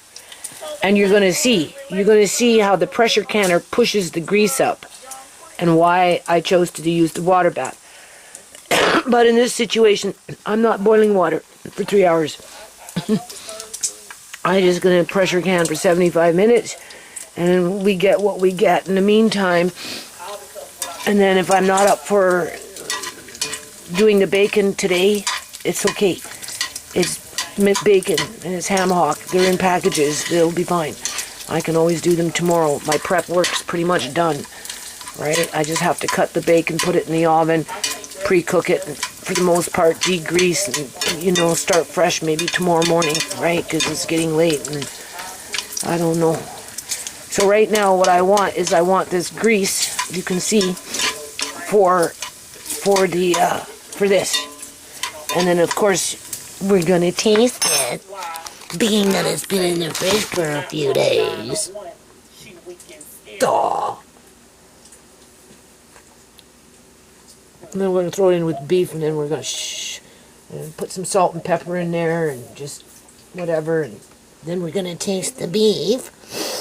And make sure it's okay. Just saying. I have a little bit of water with it. So when you put it in, you've got a little bit of liquid with the fat on top. Okay? So this will be salt and peppered beef. I'm not going to put no garlic, no onions. I'll just do salt and peppered beef with a layer of pork fat on top. Right. So I think that's what I'm going to do. And I'm going to use this. If I need another jar, I have it. And then this way it's done. And then when I get onto the bacon, which honestly, the way I'm feeling today with my eyes should be tomorrow. But then you never know. I might just cut to the chase and get on with it. But after the fact, that will be a new video. How about that? Okay, so since I'm doing the beef by itself, because I want to keep a maximum amount of jars for the bacon. Whether I use them all or not, it's hard to say, but I got a fair amount of bacon, and then we've got that one ham hock, right? So what I've decided is I've got some of these as well. So I'm going to make sure I fill up some of these. Maybe what I'll do is I don't know, maybe I'll do five jars like this. We'll see how much 5 jars get me with a little bit of fat on top. And then whatever's left, I figure maybe 2 pint-sized jars, or even 1. I'll just put it in the one with the fat on top and put it on a tray, and I'll just do the 75 minutes and be done with it. And then this way, when I do the bacon and the ham hock, it's nothing but bacon and ham hock. Now, I degreased some of that lard. Okay. Pretty tasty. Oh, really tasty, actually. For what it's worth. Yeah. That's really good. No. I have a fair amount of lard here, but I'm going to be packing this beef with lard as well. Right? So, I don't know if I need all this lard. I'm almost tempted just to put it in there and heat it up real good, and you know, I'm not sure yet. And I'm not sure about anything I'm doing today, am I? No. Okay, now what I do want to say is, when you can raw meat versus meat, especially beef, that's been somewhat pre-cooked, or they're fully cooked or half cooked, okay, because you can half cook and then can, right? But when you raw pack, I'm telling you, the texture is completely different than if you were to cook it or half cook it. I myself prefer half cooked beef, or in this situation, I'm going to cook it. I put a lid on it, I got it going. You can see it's steaming up. It's making my eyes go zzz. So now we're going to turn down the heat, and we're just going to, I put some salt, some seasoning salt, and some pepper, and that's it. And if it was bad, because it was brown, you would be smelling it by now. You'd be like, ew, what is that? I'm not eating that. As it is, you can't smell nothing right now. Because it's just starting to cook. And if it was bad, trust me, you would know. You would know before you even started cooking it if it was bad. So don't be too hasty, especially when you're going into famine.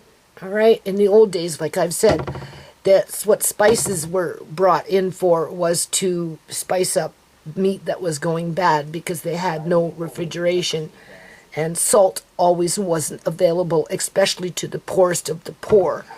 Right? You know, the ones out in the fields. And okay. So, I'm not adding on a bunch of spices. I'm just getting it ready for the jars. And then I'm going to, and I've already been eating this. This is really good. Alright?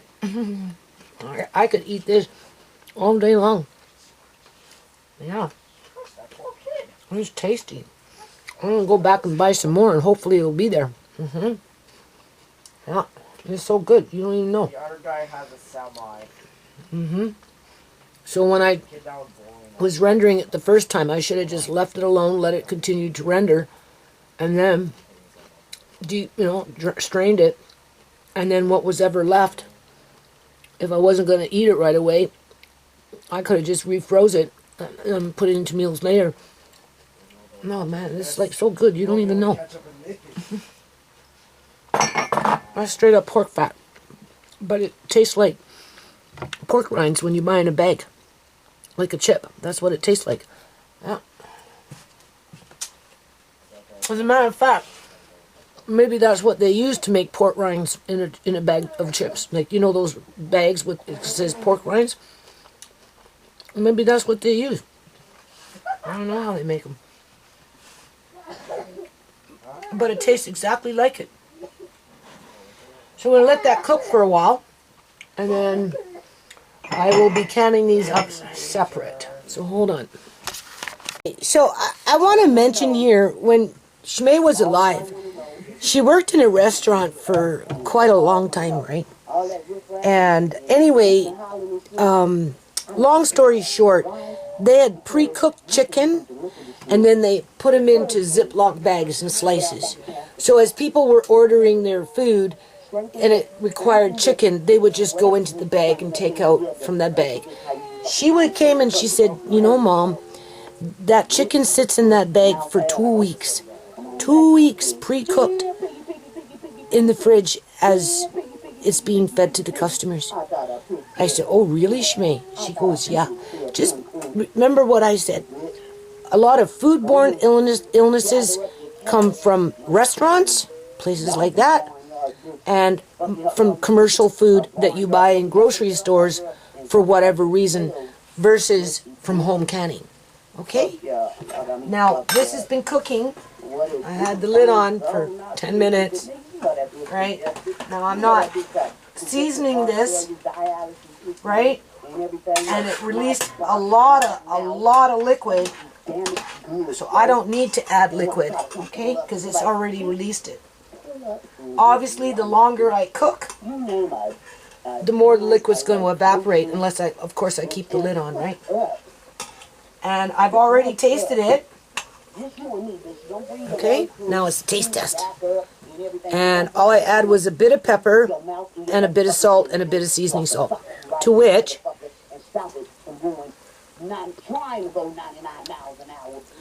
you can taste the beef. You know it's beef, and it's good, but it's mild because I haven't over-seasoned it. And I don't plan to. That's not the point. And then, I guess we'll eat one. See if I die.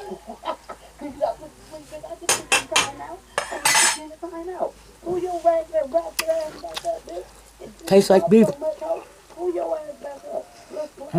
That's good. Nothing wrong with it. No. Because I cooked it, right? When I can it, I'm telling you, the texture will be different on it. And I like it better when it's been cooked before it's canned. I don't necessarily like raw pack. No, I don't. I don't know why. Now, if this was in a meal, obviously I'd want gravy with it with a little more salt. Because just as much as I love sugar, I love salt. But other than that, it's great. It's really good. Okay, so for the amount of money that I paid for it, you don't get very much. Now, this liquid, I am going to distribute it. There's a little bit of fat in there. Melted fat, that is. Right? I am going to distribute it between these jars. Alright? And then after it's distributed, I am going to layer probably some fat over top. So hold on a minute. Okay, so I've been canning for a long time. If I wasn't using grease, you see, I would fill this up with water because I have no more broth left. Okay, so when you do that in a pot like I did, because you know, whatever, just put a lid on it and try and keep as much of the juices as you can. And then take your spoon and distribute it from jar to jar to jar to jar, back and forth. These ones I did 3 scoops per jar, I think, but these ones, after I got my 3 scoops in here, because this was more, I ended up just taking the rest of the broth, because technically you want the water at the 1-inch headspace above the meat, because now that you've cooked it, it's not going to leach out much more. And then you've got the issue with the pressure canner right? So, you know, whether it siphons or not remains to be seen. Now, if I wasn't using grease, I would top this off with hot water, right? Because when you're in a pressure canner, you got to have your food under the water so that the heat can travel through the water. Okay? But in this situation, no. Because the grease is going to melt after the fact, right? And then after everything cools, what's going to happen? Because you can see that I've got the juice right up to about the meat itself, right? I mean, I could add just a tad bit more water. Just a tad, maybe. I'm reluctant to do it, though. Right, because I know the grease is going to...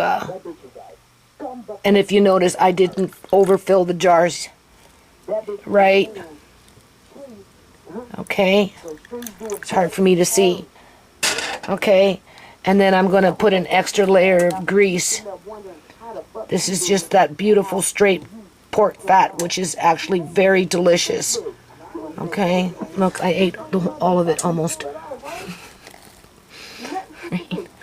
So, that's how good it was. Right. So I will do 2 layers of pork fat at least on each jar because I have enough room there. You can see that, right? And now these ones are a little shy on that liquid, but these are salmon-sized jars. But in this situation, I would prefer... first of all, I can't see very well. So what I'm going to do... I got greasy fingers.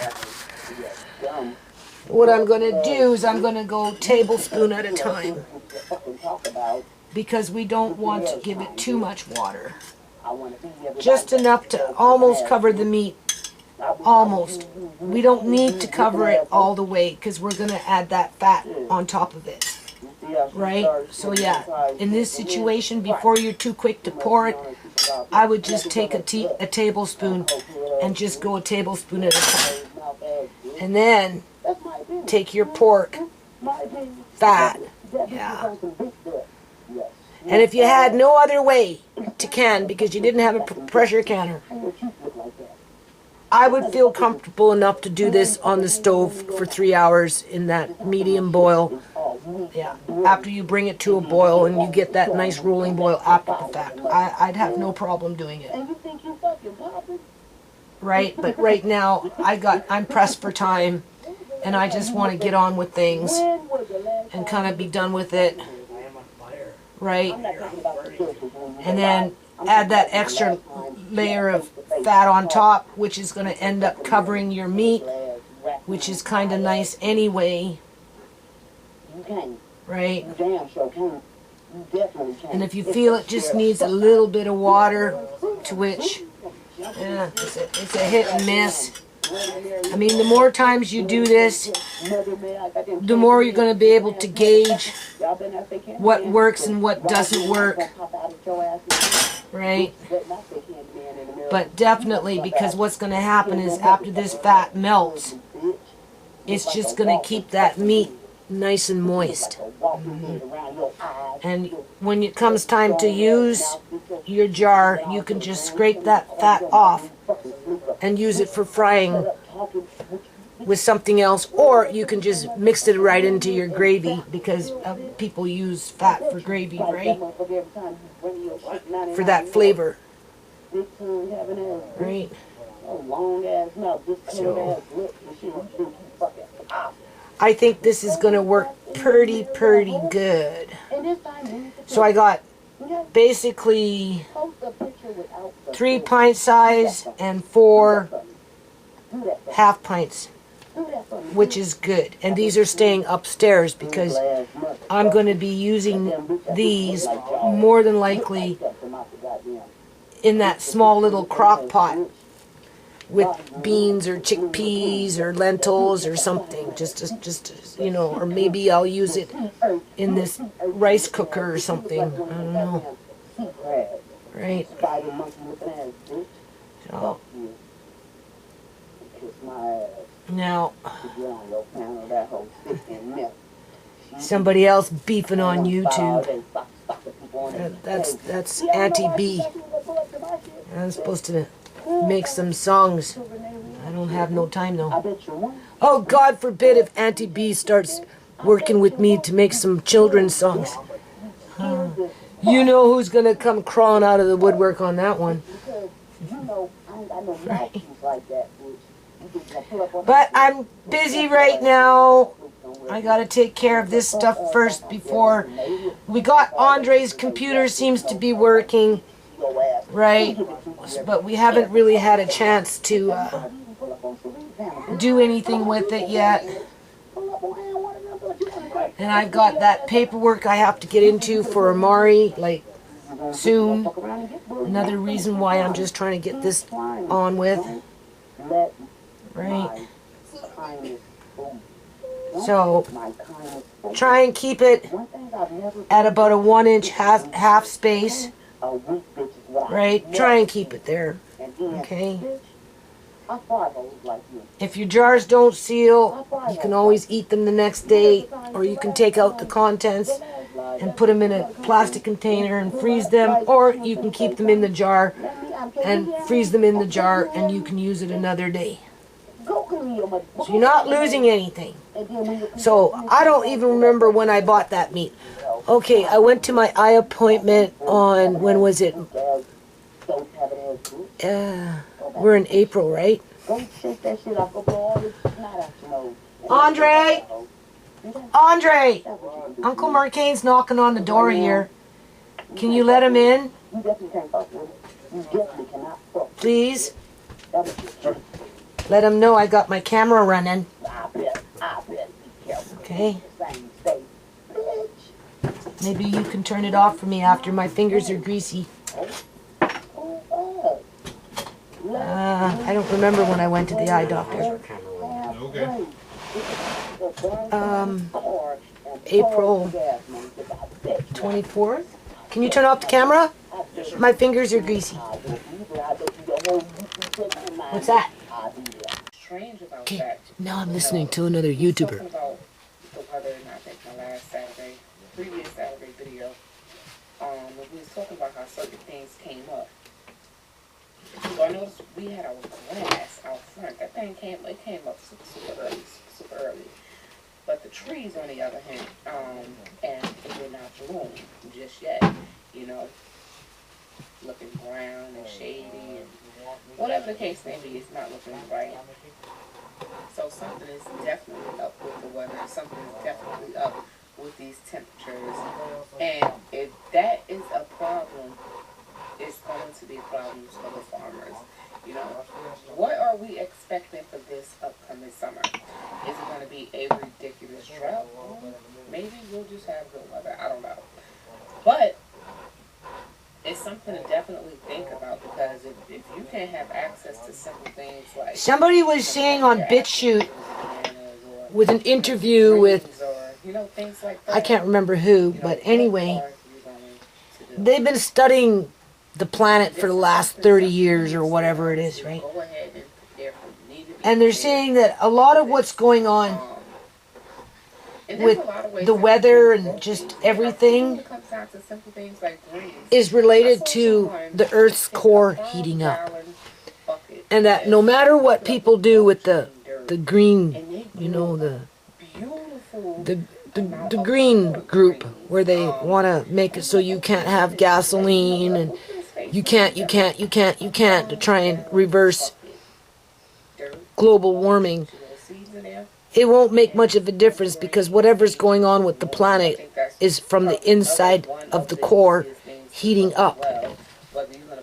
And that at the end of the day, we're all going to be toast.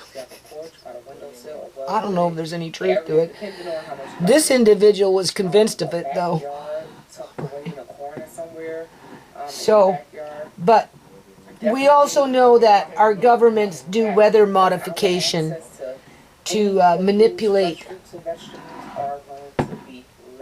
our growing seasons, especially if they have an agenda to depopulate the planet, right? Last summer, from spring to summer, so, well, spring, the whole summer, guys. Lots of people, this lady's in Missouri, and she does quite a few updates. Hold on a minute. Shop our biggest sale of the season now, up to 60% off, including clearance on hundreds of brands and tons of door crashers. Running now until Sunday, April 30th. She does a lot of like grocery store updates in terms of how the cost of food is rising, what's available, what's not available, that kind of thing. Even Andre noticed that the ginger ale that we bought because of Amari, right, tastes different. And I said, it does not taste like the normal ginger ale. It does not taste like it's the same brand, I think. I don't taste the flavor at all. Is it the same brand? It's Yeah. ginger ale. It's Canada Dry. But they've done something to it to make it change its taste. I told Andre, these companies are changing their ingredients in their products to cut costs. Just like with this canning of fruit. They're not using real sugar versus citric acid, which is basically man-made, right? As a preservative. And in some cases, they're taking out the sugar altogether so that they can save the cost of spending the money on the sugar. Yeah. Which isn't necessarily good for you, right? So, anyway, my son asked me if he actually took an interest. I was surprised.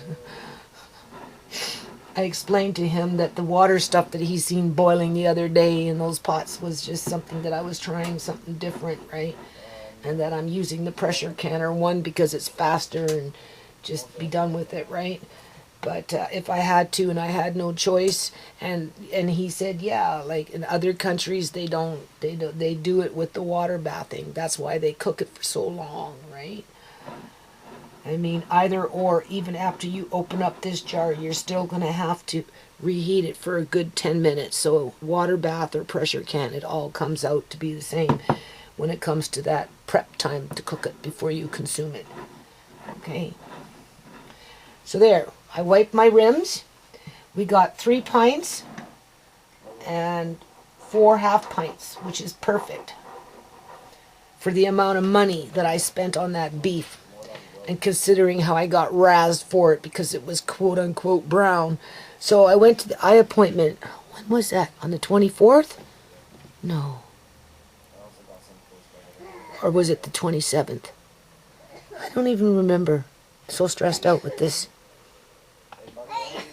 24th. I went on the 24th. It was my appointment was the 24th. Today's the 30th.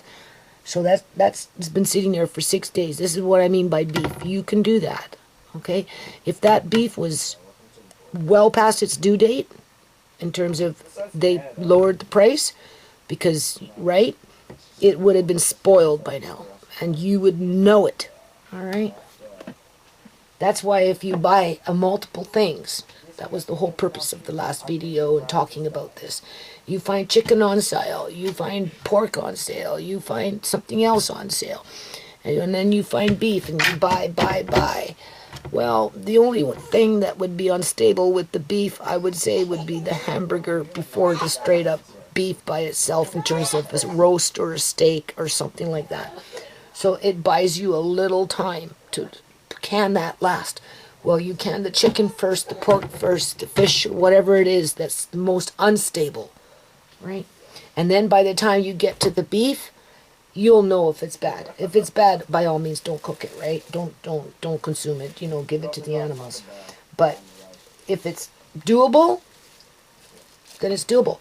But the next time I do beef, I'm either going to talk to the butcher,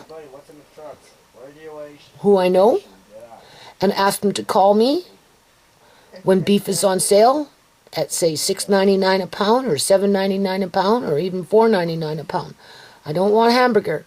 I want roasts or steaks, one or the other. If I find that through the grocery store, I might consider buying that $300-400 and then just come home and can. Because when you're getting out into the farms, through the farmers, it's coming in at basically about $13 a pound and up, depending on what cut of meat you want. and a lot of their box packages, you know, a little bit of this, a little bit of that, and a little bit of that, I'm noticing that they're throwing in a fair amount of hamburger per poundage compared to the roast. But there's a couple of roasts that I'm interested in buying, and I would buy like 5 of them or 10 of them at one time.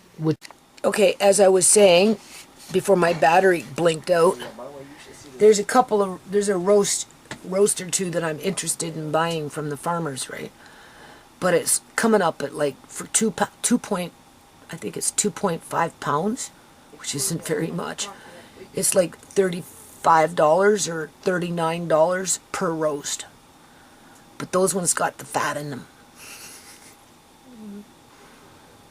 Or at least it looked like it did. Anyway, you're looking at we'll just say $35 to $40 per roast. So 40, 80, 120, 60, 160, 200. So for 10 roasts, you're looking at $400 at 2.5 pounds per roast, which isn't a lot. And that's through the farmer, grass-fed, no antibiotics, everything. I'm leaning towards that direction in the next few months, just as I'm done. Top off, right? Just the top off, because that's the meat that's being attacked through our movers and shakers that want us to eat bugs for protein. And I don't want my family, I don't care who the family is, even if I'm mad at them, I don't want them eating bugs.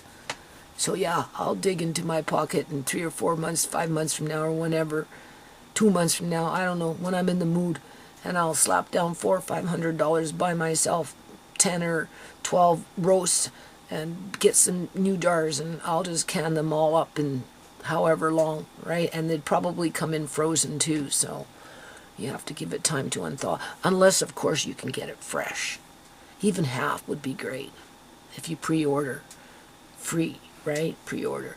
Whereas if I bought it in a grocery store, you know, I'd have to get the heads up on it, and I'd have to be in contact with the butcher. Well, if that's the case, when this comes in, call me, and I'll slap down $400 or $500, and you give me what I want, basically.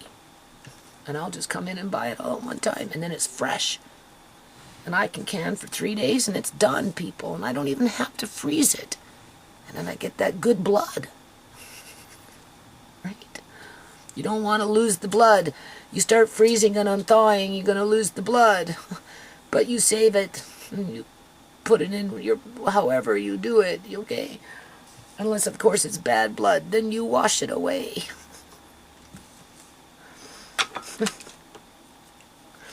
See, when you get to be 60 years old and you're on a farm with a yard full of dirt, as if there's no dirt on a farm, right?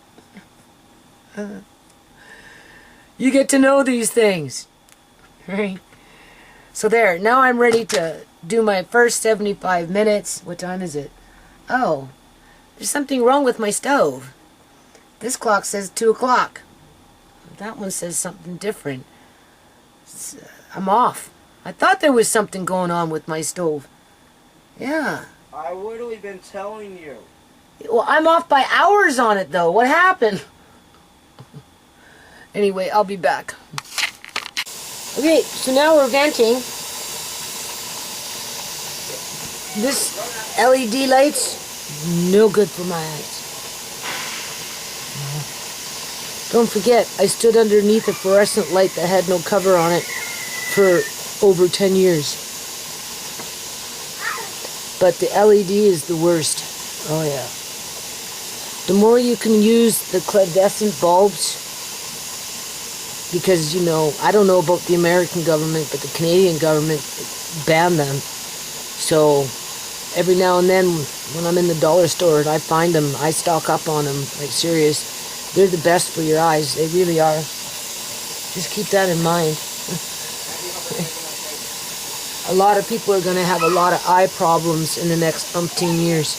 My son, you've seen him, right? Well, at least you heard him. Anyway, I told him it got worse, right? And he said, oh, just, improve your diet.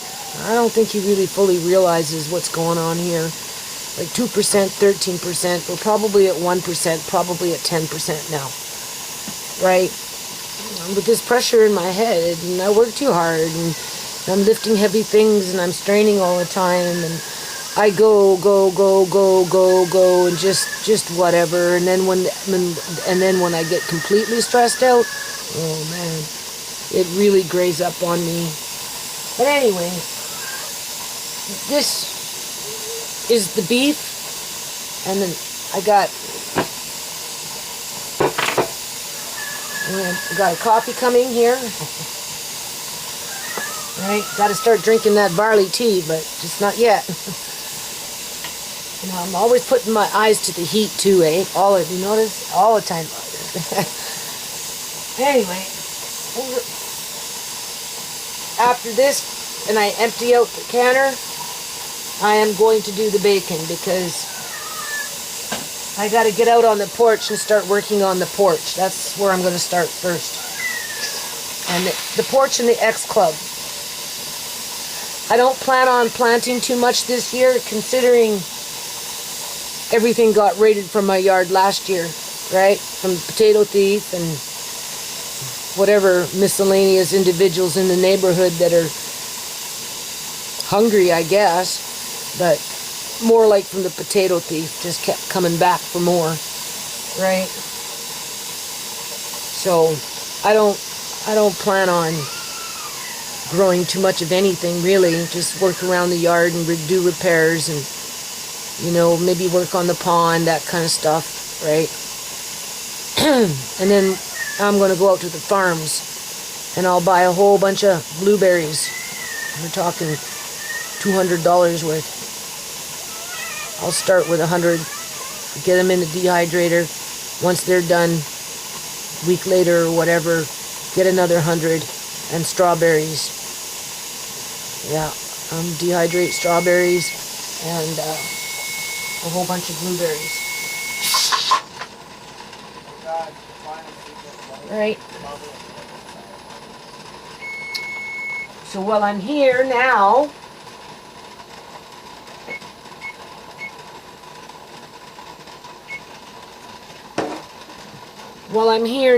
once I get this somewhat stable, then I'm going to start cutting up the bacon, and I'm cutting up the ham hock, and then try and get it back in the fridge.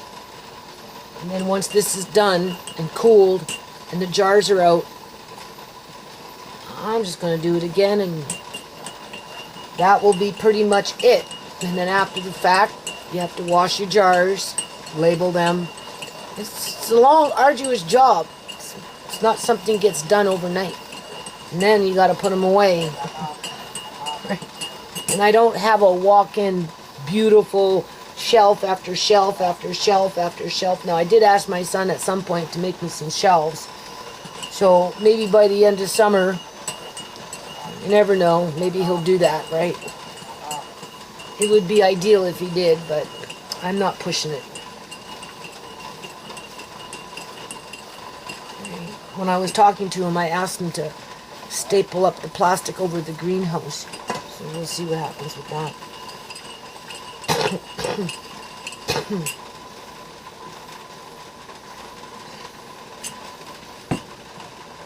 At least I'm not mad like I was. So that's good. So hold on. Okay, so not too sure about this battery here. It was 2 jars of turkey and 1 jar of that stewing hen with a little piece of turkey inside of it. That turkey didn't get me very much. It really didn't. It was a small turkey. Only 2 jars, people. And a chunk into the other jar with the stewing hen. So I got it backwards.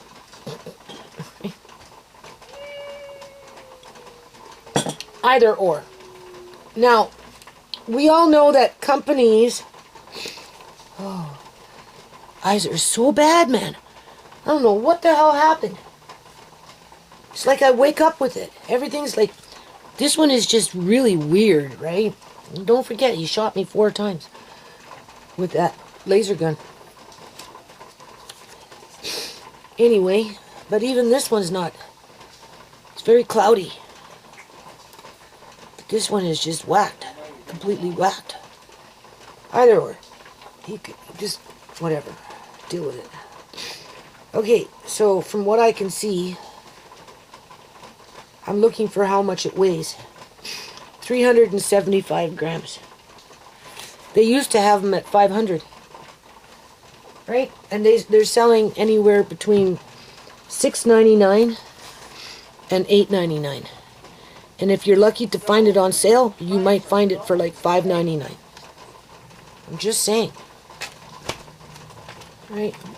And if you're really, really lucky, you might find it for $4.99. If you're really, really lucky. Right? Yeah, $3.75. So this is just straight normal cut size bacon. Okay, so we'll just say that's $11. But probably more like $12.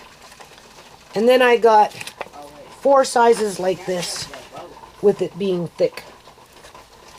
Okay? And these are 2 different brands, I guess. Western Family and Mitchell's. The Western Family, I think, was coming in at $18 a pack for 1 key. Okay. And the Mitchell's was coming in at something like $20 or $21.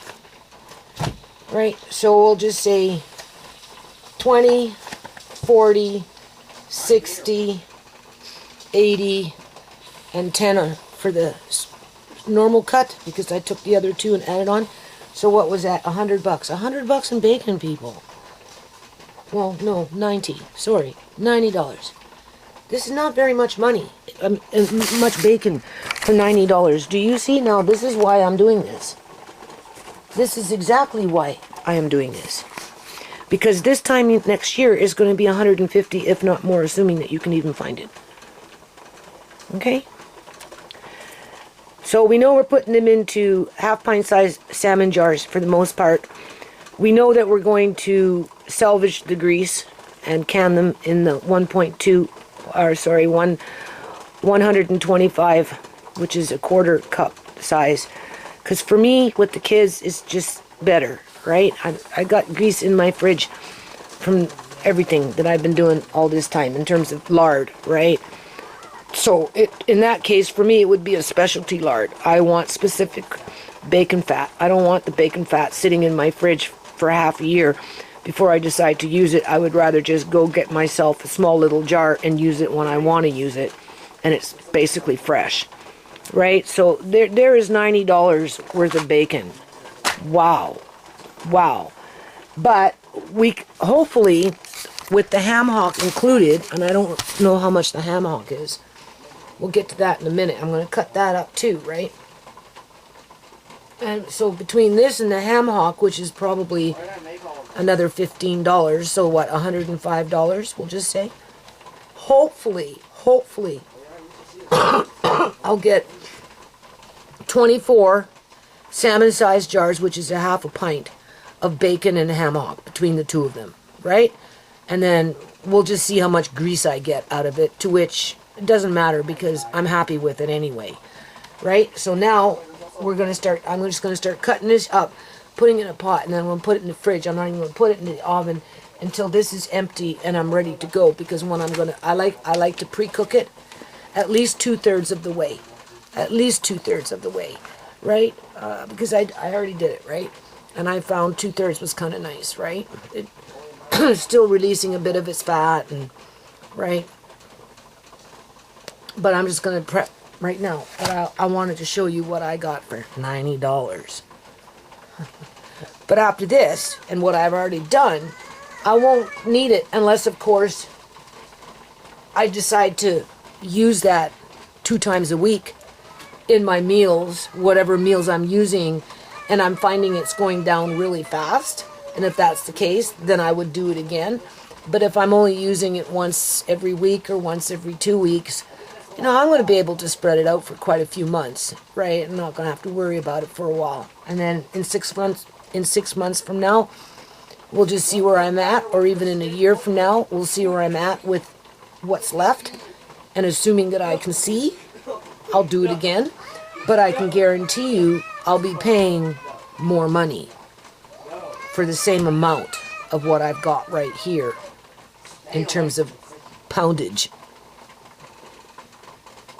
Right? Because our governments are trying to wean us off of animal proteins and replace it with crickets and any other bug that they want to farm with their interest groups who basically lobby governments to promote their products. And that's just going to enhance people getting sicker and sicker and sicker because we don't have gizzards to process crustaceans from bugs like a cricket. Their skeleton is on the outside.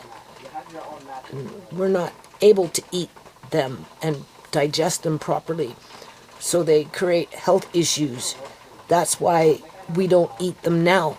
Unless, of course, we were absolutely starving, to which, with those food deserts, people are going to start starving, and they may be forced to eat crickets as they're standing in line at the food bank, and that's the only thing that the food bank has to give to them.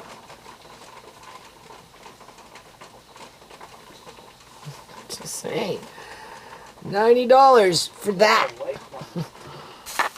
Okay, so we're just going to take a little detour here because, you know.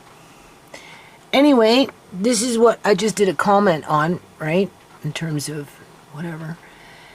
I just want to point out how YouTube, not only do they shadow ban my channel, and work in partnership with my government of British Columbia, Canada, by removing 6 videos off the internet from their server in terms of YouTube right before I had court.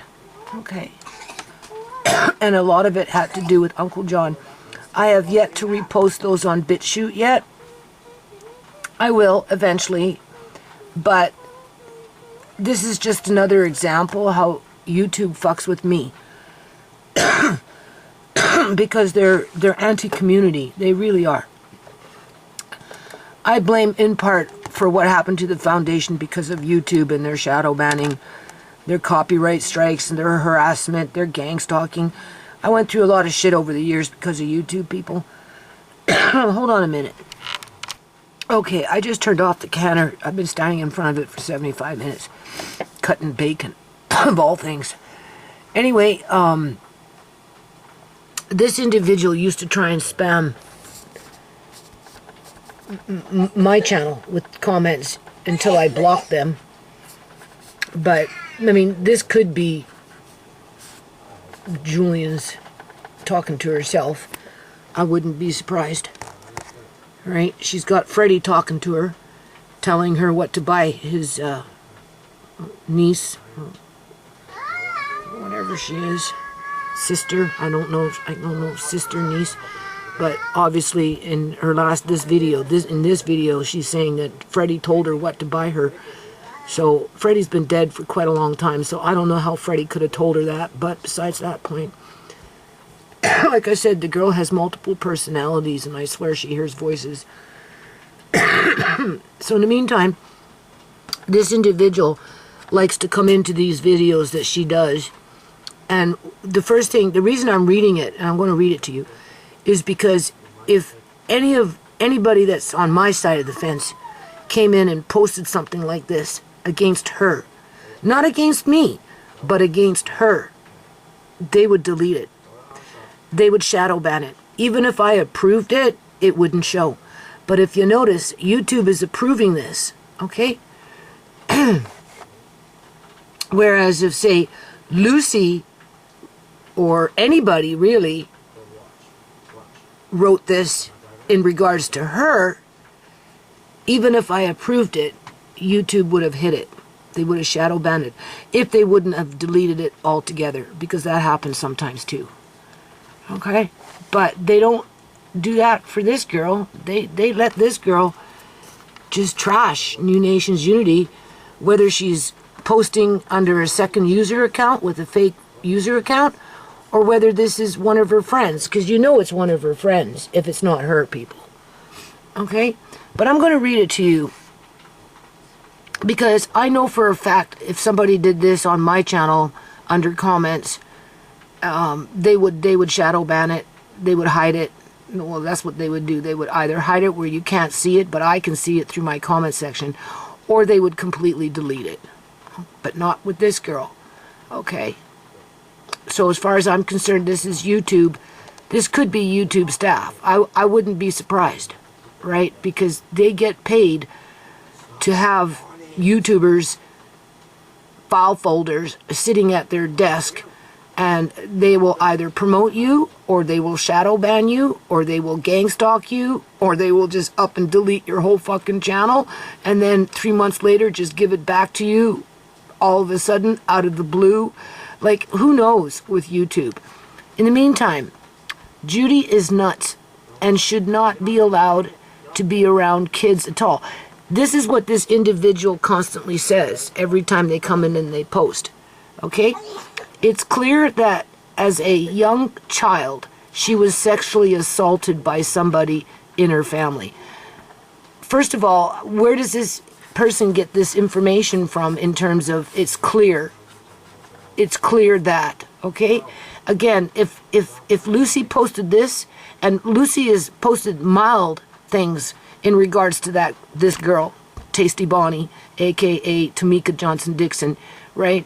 Very mild compared to what this person is saying, and YouTube will make it so it's either completely deleted or hidden where nobody can see it except me through my comments.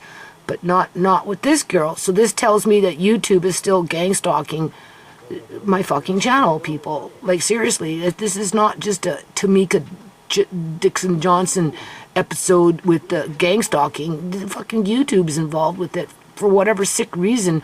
They got some sick staff working there, okay? I'm pretty sure that's what's going on here, because I know for a fact if Lucy was to post something like this and I approved it, it would not show up.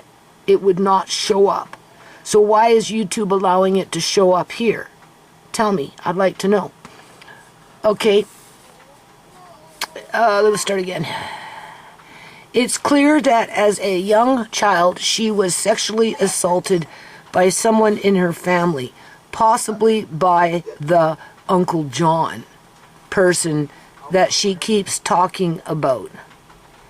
Given how messed up her older children are, it would not surprise me that they were sexually assaulted as kids and that Judy let it happen to them. So what, is this person suggesting Uncle John sexually abused all my kids? Is that what this individual is saying? Judy only had kids to get welfare money. Well, that right there kind of sounds like Tomeka talking, because she's always got money on her brain, right? Always got money on her brain. Always accusing me of having my grandkids, right, with their parents murdered so that I could get money. Okay? Like, seriously. If Lucy was to post this, and instead of using the name Judy and put Tomeka, YouTube wouldn't allow it to go through. That's all I'm pointing out here. Okay? Which makes me think, I don't know. Like, YouTube is a fucked up website. It really is, people. Now, we're going to get back to what I was doing here, to which YouTube shadow bans as well, because I talk about fucked up shit, right? But yet, go to the beef sector, and everybody's cussing and cursing and talking this and talking that and trashing this person and trashing that person. And YouTube directs all the traffic over there so that they can cash in on the super stickers and the 30 or 40% that they charge these content creators with their chat apps and all this other crap, right? While they keep my numbers low, literally, okay? They control the traffic, and not only do they control the traffic, but they also control the subscribers, okay? But that's okay. I'm not sweating it, because it won't be long before I'm completely blind and I won't be able to do these anymore. So, I gave it my best. in terms of a community activist for all the right reasons. And this is just another form of community activism because we paid $90 for not even 2 full pots of frickin' bacon. Now, let me tell you something about bacon. The first thing about bacon is there is no nutritional value. Okay? There really isn't. In pork in general, except for maybe anything that's processed. No, there's no, not like beef, chicken, and fish, and lamb, and wild game. Okay, so besides that point, it's a comfort food. That's why I'm doing it. It's a nice little additive to a crock pot of a small crock pot of beans or chickpeas or whatever. You could make an omelet with what the jars that I'm making. Okay, so, and then this was what, $22.40. Okay, $22.40. So $90, $110, $112. So we paid $112 just for this. Okay? Now the last time I did the bacon, it was okay. The way I'm going to do it is the way I like it. Let me put it on me for a minute. The way I'm going to do it is the way I like doing it. Okay? Because I've already done it, so I know what I like. So the first thing you do is you cut your bacon up and you get it ready. And then, mix. So I've got the Western Family, 2 blocks with the single pack in one thing. And I've got the other one, which is the Western Family, I think is just regular. One of them is regular cut all the way through. Where the other one is thick slice. I thought I was buying thick slice with the other ones, but it wasn't. But that's okay. I've got this to compensate, right? Because after I did it last time, I found that there just wasn't really enough meat in there compared to what I so wanted. And when I went shopping for that bacon, I looked specifically for back bacon, but there was none. And I would have bought another ham hock if I would have found it, but there was none. So I bought what I could, right? Because I want to get this done with, all right? Even though YouTube will shadow ban it because, it's too real. You never know what I might have to say, but let people trash me and YouTube just lets it stay up, right? You know what I'm saying? Let Lucy make a comment about that trashy bitch that stalks my yard and poisons my plants and steals my potatoes and makes threats on my family and makes threats on me and thinks that she owns Amari, that Amari belongs to her as she continues to stalk YouTubers on YouTube.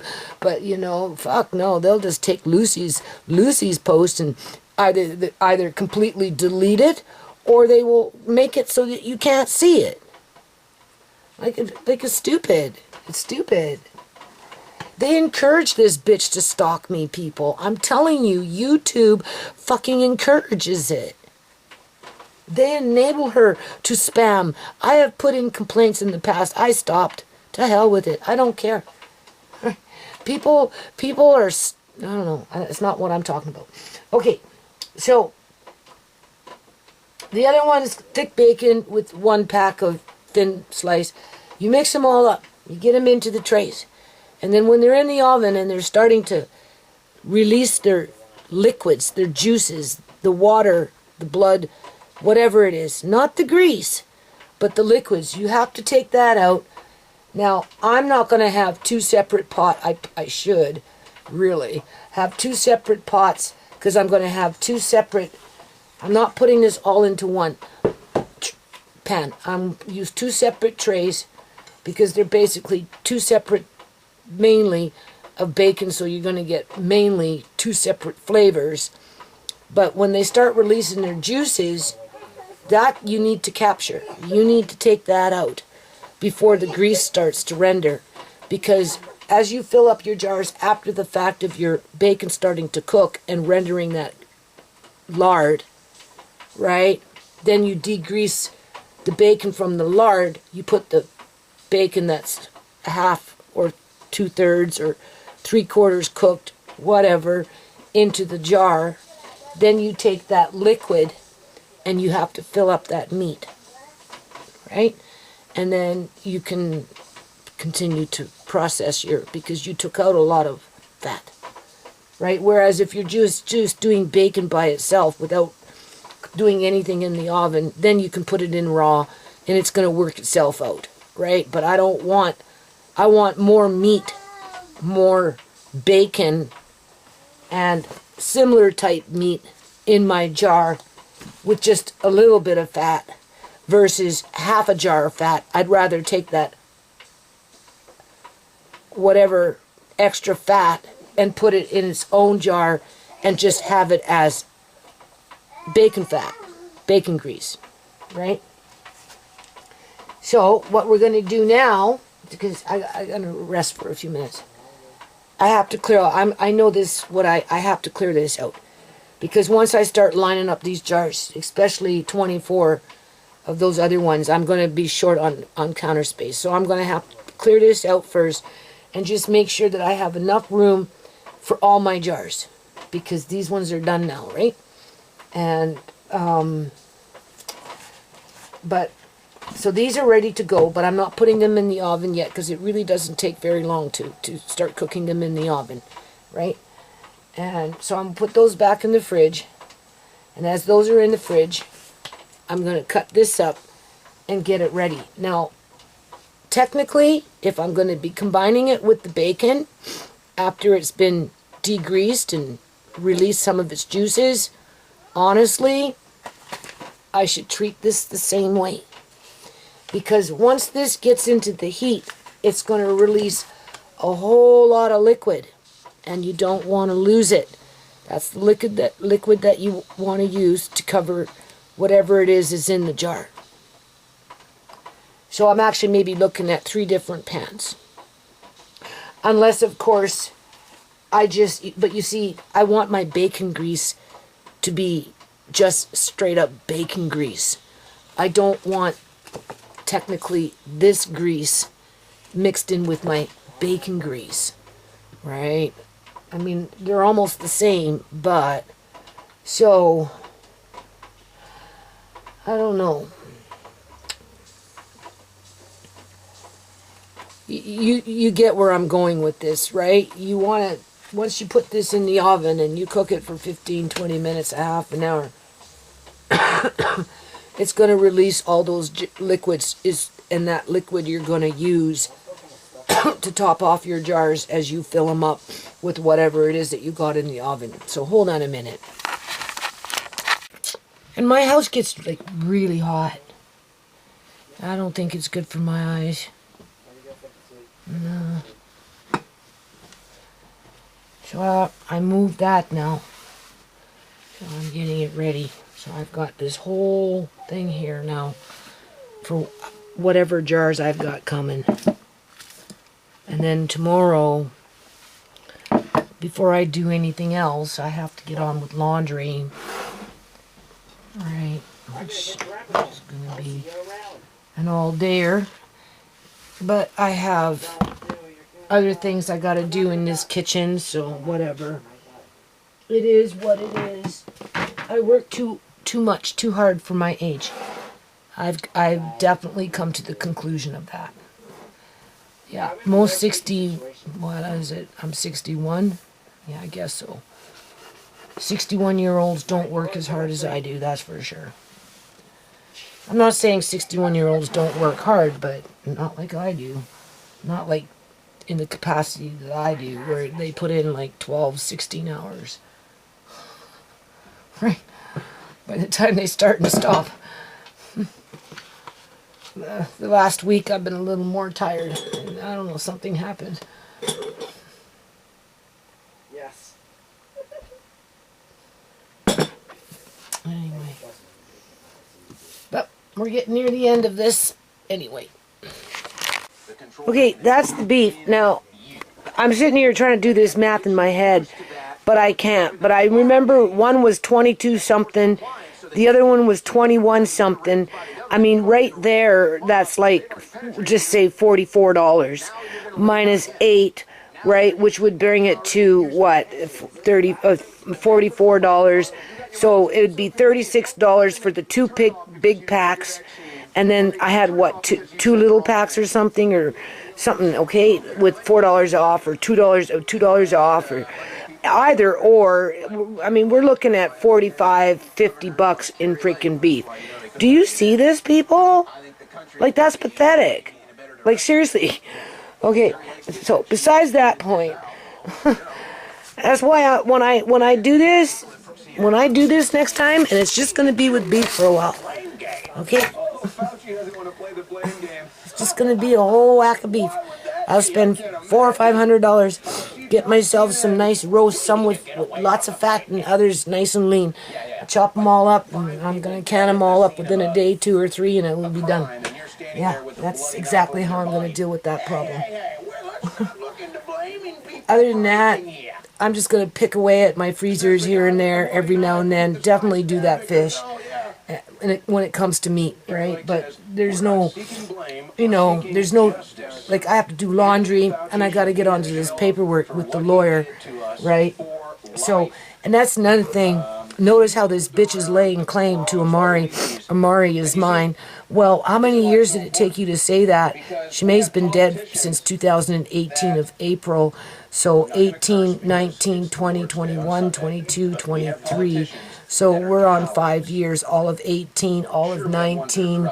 So we'll say 18 because it was 18, all of 19, all of 20, all of 21, all of 22, and we made it into April of 23. Right? And now, after all this time, just as I'm coming into contact with a legitimate lawyer, this bitch is up on YouTube saying that Amari belongs to her. Belongs to her. Well, you know what? If Amari ends up getting justice here, you can guarantee you're not getting your grubby little figures in none of that fucking money. Because you've been backstabbing Shimei long before she even knew who you freaking were, okay? Serious. Like, this girl is so mentally fucking sick. Anyway, so what I've decided is I'm going to start with the ham hock first. I'm going to put it in this after I chop it up into pieces, and I'm just going to, I don't want to say render it, but I'm going to first put it in the oven at 350, right? This is going to be a long video, but that's besides the point. And get the juices flowing. And as soon as the juices are flowing, I'm going to scoop up on the juices and put them into a pot. Because that's different than fat, right? And once the juices are out, I may or may not leave it in there just for a little longer to start rendering off some of the fat. Because I don't necessarily... I have to do the bacon separate because the bacon fat, I want nothing but bacon fat in my jars. Nothing but bacon fat. I don't want ham hock in these jars with the bacon fat. That's why I'm going to do it separate. Yes, it takes a little longer, but it's 20 after 5. As long as I get this done by tonight, I'm good because I don't have to do it, and then it's done. Tomorrow's laundry. I have things like this. Where is it? So it's like we either completely turn over to the totalitarian state at that point, or I have to wash some jars because I got 2 of these at 5 pounds, and then I got another 30 pounds coming in. Yeah. Okay. And that's why we don't have to censor ourselves. I have some almonds I have to vacuum seal and whatnot. I have the Comet wheat there. We're getting the farro wheat for the whey protein mainly for the kids. And I guess pasta, making pasta. And just miscellaneous stuff, right? So it's so hard for me to see paperwork. I bought the paper, I got the ink. I just have to get a handle on this first. So, you know, this lawyer is just going to have to be patient with me because I want to make sure she gets the information in the way I have it logged, right? But before I can do that, I have to finish up with this shit. And then, just with the fact that this bitch, 6 years later or whatever it is laying claim to Amari to say that he's mine, he belongs to me, It's like I said, this is what my lawyer noticed when we were going to court initially in the first stages of the custody, right? Guardianship. He said if it wouldn't have been for her, Julian wouldn't have been there. It's because she's the one who laced Chimay cigarettes, people, that's why. Get your favorite orange drink mix exclusively at InfoWarsStore.com. All right. Anyway. You know, we have a big border situation. Okay, that's about so we're not going to worry about things that haven't even happened yet in terms of Amari getting justice. Okay?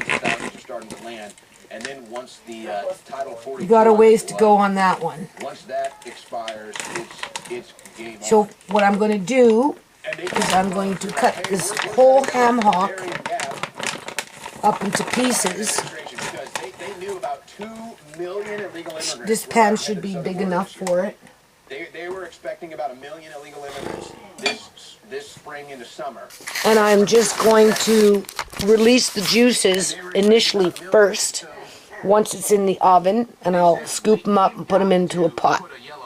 And then, of course, I can blend in those juices with the bacon juices. And I will continue, after I take out the juices, right, I will continue to cook it for a little while to degrease it a bit. And then I'll take that grease and I'll put it in a separate bowl or something so it's separated from the bacon grease. And then once it's done, then I'll take this out, put that in a bowl, right, and I'll put the bacon in. It doesn't take very long to cook the bacon in the oven, right? Do the same thing, capture the juices, put them in a pot. I'll probably just throw them all into one pot. Well, into the pot that is with this. Okay, so I'll make sure I have a big pot, enough to catch all the juices. So I'll combine all the juices together from both bacons and the ham hock. And then the bacon fat, right, the grease, the bacon grease, they can go in. Well, I just scooped them up straight out of the pans and poured them into the jars when I was ready to use it, right? To which that's probably what I'll do. So that's how we're going to tackle this problem. So hold on, I'll be right back. Okay, so it's another long video because we're not even halfway done yet with this is. So you've seen what I've done. Bite-sized pieces, skin, fat, everything. There's the bone.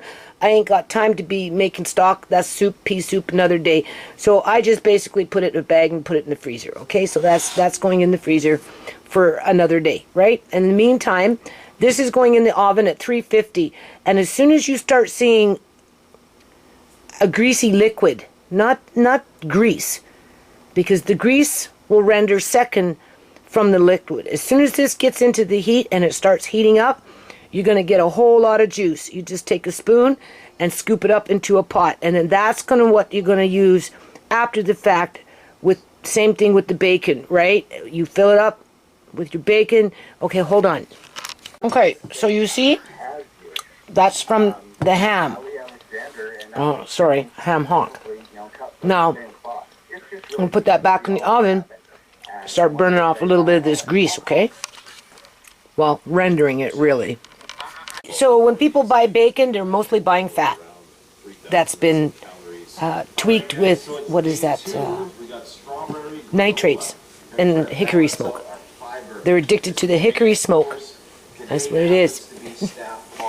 Anyway, this is that ham hock, which has hickory smoke in it as well. Somewhat nitrates, because it's been somewhat cured. Now, that's meaty. That's fatty. So we're going to start degreasing, but before we get to the grease, we're going to get to the juices.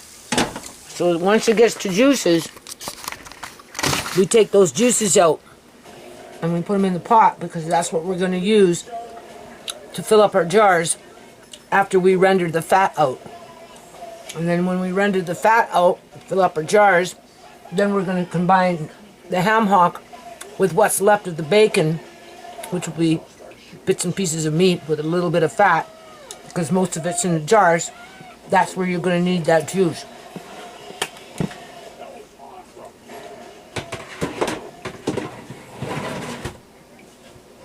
then this way, Except for astronaut food. you guarantee Reminds me of like that you're actually getting cereal I ate meat as a kid. I can't remember. in your jar Day 2's looking good. versus Let's see how things go at lunch. just a whole lot of bacon fat with just little pieces of meat. And then All right, guys. So when I'm you just want leaving the straight gym up bacon fat, and for feeling frying, pretty good. I had a pretty good workout. It took a little you while have to it. get going. I definitely have been a little dehydrated on day 2, but now it's time to because go you eat. want We're gonna have the some nitrates cheesy and the hickory smoke. broccoli. This Just is my saying. 7th peak refuel in a row. Cheesy broccoli. So we'll see how much we get Great, trust me. It doesn't look great, but man, it's frickin' delicious. after Just the to show you bacon's how done. committed I am, I was And I'm gonna going to eat mix these everything all up. Doesn't matter. vitamin gummies. I'm mixing up all the So I can't do it. juices All right, day in 3, one pot. pork Doesn't and matter. rice for lunch. I had some And then the Mount Berry fat this morning, will around go. 12:30. This is 800 But calories, after I mix 40 everything, I have to. grams of Actually, I have to degrease That's a big chunk first. of pork. So You don't get that in any other we'll start with these first. fried food. Like that is a nice big chunk of pork. Once again, I'm passing up all of this. We'll good fill up those stuff. first, Well, that's not and then good we'll see how much fat is left. for this. I had to watch people eat hamburgers. Hey, I could just sit here and eat ham hock. It's really good. I haven't cheated at all in 3 days. And then whatever's left, if there's like any All right, guys, so it's fat day after 4, the fact, and, then I'll get into the salmon-sized jars.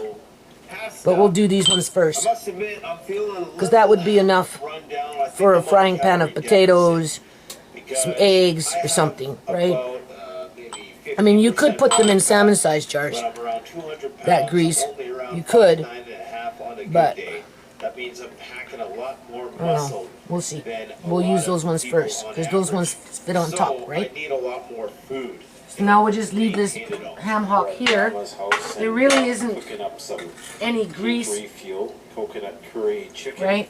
Because Because they the have to fat eat all the is good basically on the meat llama itself, cooking, and I have to eat which will be good peak refuel with what I'm doing here. right now. So technically I'll let this cool, This looks like and a then home cooked meal. I gotta wash my canner again, because I don't want beef smell. I don't think it would make much of a difference, but I'm gonna wash my canner and start fresh with fresh water. So hold on a minute. Don't forget to clean your nails underneath as you go along. Right? I often run them under the water with a knife, or just right. And you gotta have different kinds of. I'm allergic to food. I'm eating this ham and my nose is running. Oh shit. Oh boy. Have different sized lids available, because you never know when you might need them. So now we're waiting for the bacon. You can see my little system here, right? Okay. Oh, it's so good. I gotta stop eating it.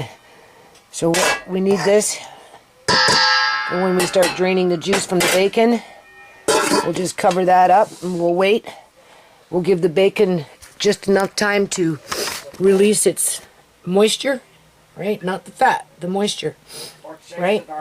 And then once you see it's there, put it in with the rest of your meat juice, and then give it more time for that fat to render.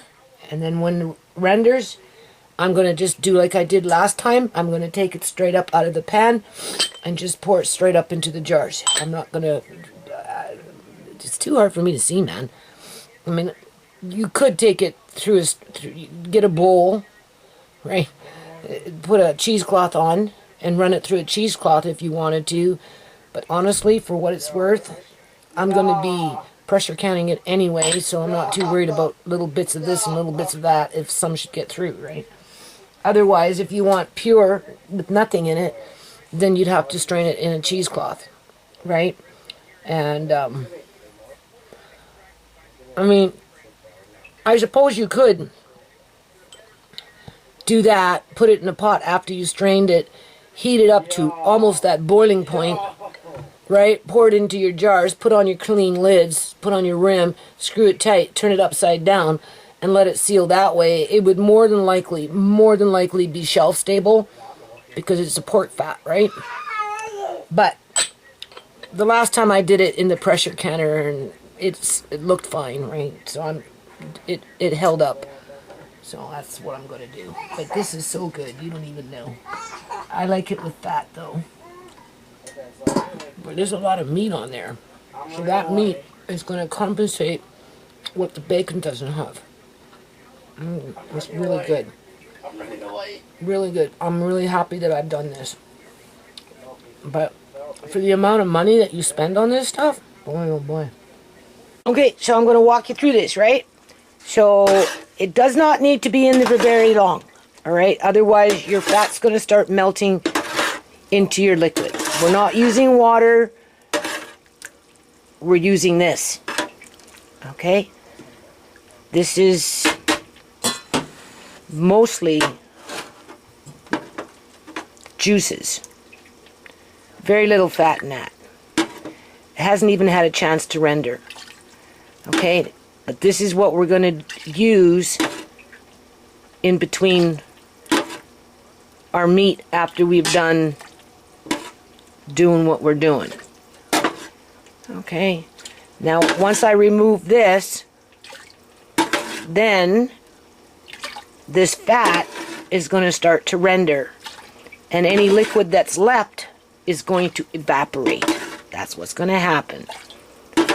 Okay, that's why we want to take it out so it doesn't evaporate. And if we need it, which we will, because this is where the gelatin is after everything's all said and done. And needless to say, this heat is frying my eyes. Right?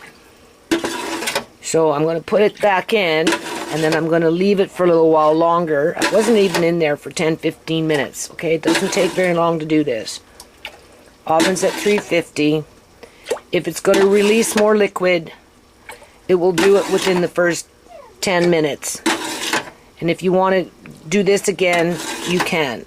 If it looks like we got it all, and you're now getting into grease, well, then just render it down to where you want it, right? Because that's a lot of fat there, okay? Hold on. So yeah, basically it's amazing that I even have any eyelashes left and eyebrows. I'm just saying. I'm always cooking my face. So, Tisha's dad apparently has ulcers. Yeah. And I guess they flared up on him. I wonder why. Wink, wink. And not only that, but he had what Uncle John had. He had ammonia, and it must have affected him, people, like Uncle John, right? Because when they get, like when we get older, and we get ammonia, you know, sometimes we can get a little bit of delirium. And that's what Uncle John had because of the ammonia, and it can happen that fast without you realizing it, right? And maybe that's why he didn't go to the hospital fast enough, because he was suffering from that a little bit. Anyway, they released him, and he went back to where he was, and he told Tisha he's okay, right? He's fine. So he's, I wouldn't say he's better. These ulcers sound like they're kind of a problem, you know. But I guess he's on antibiotics for the ammonia. And they gave him, I guess, a blood transfusion to bring up his blood. Yeah, that's not good. Not good. So, my opinion on that, well, like I said, I have another friend that got inoculated 3 times, got all the boosters and everything, and her liver shut down, and she's on dialysis machines now. Is it, or kidneys or something? Something shut down where she's on dialysis machine. She lost total eyesight in one eye, and there's something wrong with her blood now. And she said she never had any of those problems until she got those things. So, I don't know. Baby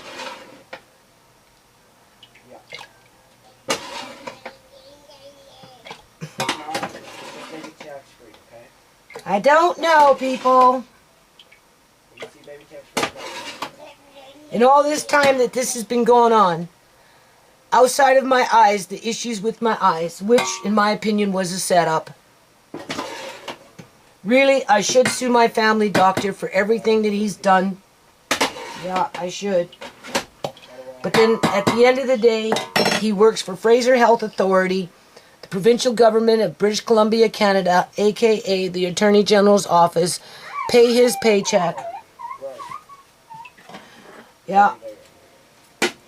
So, as far as I'm concerned, my Ukrainian doctor, who in my opinion is a racist, just with the fact that he's Ukrainian, and at first I'd like to think that he wasn't, but just with everything that's unfolded, I'm almost convinced that he is. I'm just saying, right? If he would have gave me a new prescription when he turned me away and told me to take him to court because, you know, he didn't want to give me Shemai's and Sierra's medical files, and he felt that he needed to make it personal, and told the staff, no, don't let her have it. She has to take me to court before she can get it. He refused to fill out my disability form, told me to come back in January, but once he realized that I was filling out this application to get these papers, that's when he told me, to hell with you, take me to court, knowing I wouldn't come back and ask him to fill out my disability form, plus he wanted $250 for it. He should have signed it, he should have filled it out that day, but he didn't. Instead, he turned me away and told me to take him to court. That was in December of 2020. Okay. And because couldn't go back and get a referral to go see an eye specialist, I went blind, basically. Because no clinics, no eye doctors. Well, I couldn't see an eye doctor even if I wanted to. But you know, those optometrist clinics and stuff, in those days, they weren't seeing nobody because of what the government did. Put everybody on fucking lockdown and started paying out all these businesses and offices and whatever to keep the lights on, but basically not see patients. That's a government thing, people. That is a government thing. But the point is, I haven't been inoculated. Amari hasn't been inoculated. Andre hasn't been inoculated. I don't know about my son. Apparently his girlfriend has 3 times. Because she's university educated and she trusts the government. That's what she said. Obviously you haven't done enough research on the subject. And even when I bring it up with the fact that the mRNA technology has, one, never been used on humans, and anything that they ever did on animals was a big flop. That's why it's an experimental inoculation rushed through under an emergency act that was brought in for that specific reason. Boy, oh boy, this is starting to take too long. It's like 9 o'clock already. I had to turn down the heat from 350 to 325 because it was just too hot in there, you know. It's not really... We want to render off some of this fat, right? So a little lower heat is better, right? So I'm going to try 325 because at 350, it's, you know, the grease is evaporating. It's not rendering fast like it's, right? It's not giving it enough time to render off that fat. So 325 should be fine. So hold on. Okay. So as you can see, we got one that's darker. This one's really clear. Now, this one here is from over here Sorry. Which, I don't know. This must be the so-called thicker bacon. Different brand. Alright? And then we got this one, which is a thinner bacon, which is a little more crispy. You can see. So maybe I overcooked it a bit too much, and that's why it came like that. Or maybe it's got more color. It's still good. It's just, it's thin, and it kind of went crunchy. But, yeah, see?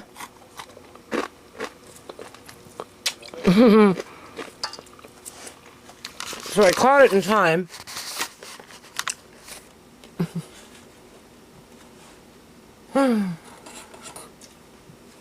It should have came out a little sooner. But I don't know. Honestly, I don't know.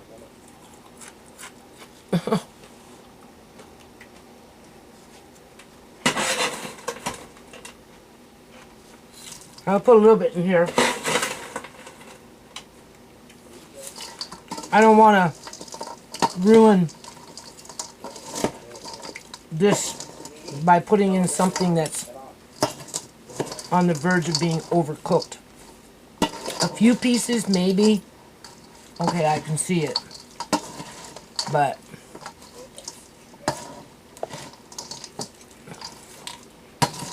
so keep that in mind when you're dealing with very thin bacon.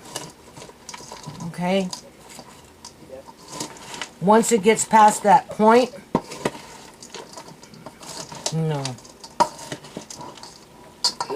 I'm gonna just leave it like that. That's all I'm putting in. I'm not, because it's at that point where it's getting to be overcooked. You know how bacon can get, right? So a couple of 2-3, spoonfuls in a big bowl of this other stuff is gonna be okay, right? And then you just mix everything up so you get a Mod Podge of everything. And then if I want to, I can always do this again. And when I do it, I'll make sure that I have thick bacon. Yeah, I'm not going to be wasting my time with thin bacon doing this. No.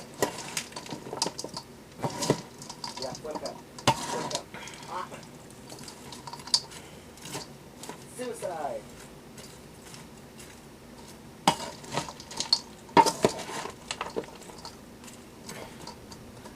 Okay. So basically,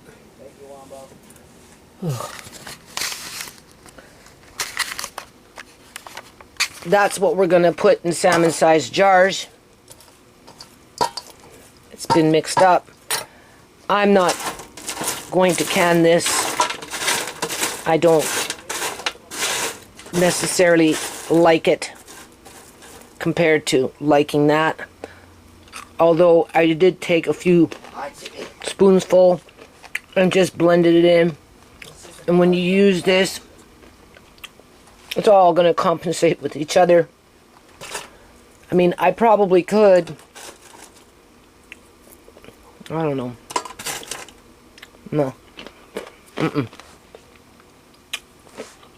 I don't even know if those are worth canning. They'll probably be okay.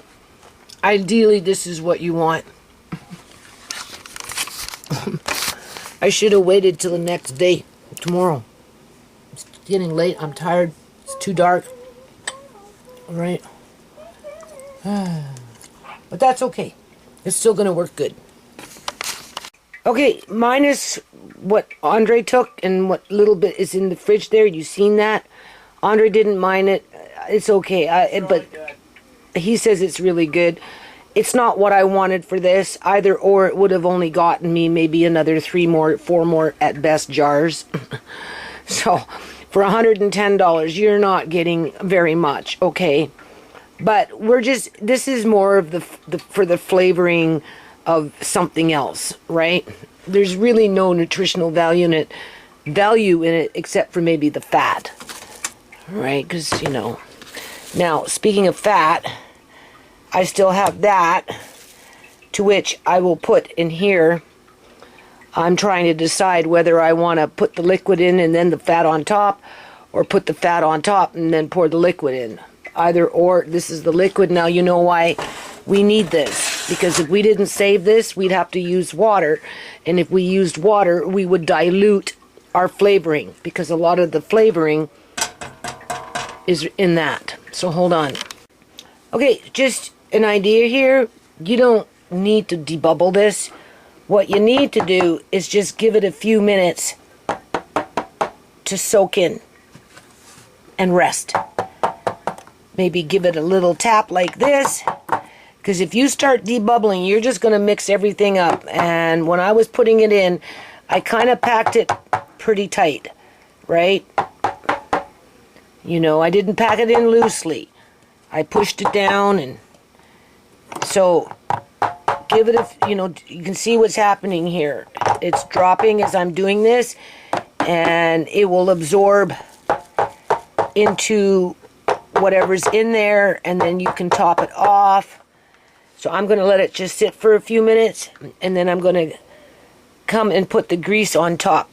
And I might just add, you know, I'm going to let it sit for about 5 minutes or so and let it settle, and then I'll add in maybe a tablespoon here, tablespoon there, and then I'm just going to take that and just put on top, and we're going to see what happens. Hold on. Okay, it's getting late. I should have done this yesterday. I mean, tomorrow. My only consolation is I don't have to do it now. Okay? Because it's like 11 o'clock. Seriously. 10 after 11, and I haven't even gotten this in the counter yet. But that's okay. Once it's done, and I'm not going to worry about it. I'll figure it out in 6 months from now. I'll see how much of it I actually use. If I find that I'm using it and I like it, then I'll do it again. If I find that I don't necessarily like it and I'm not using it, then I don't have to do it because I have it. Right? But if you're going to do this, then go with the thick bacon. Okay? Serious. Or if you're going to go with the and my headspace might be a little high on some of these jars. Yeah. So I can't see. Yeah. Looks like it. Maybe. Maybe. Oh boy.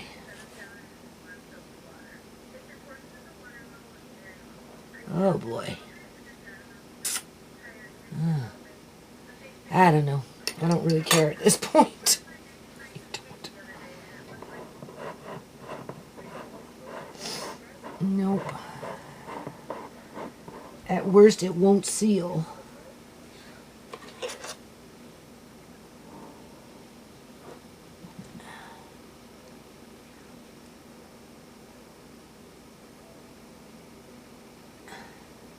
See, this is where that water thing would be good.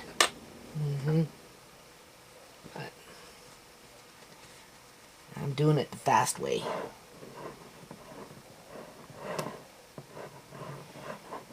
"75 minutes.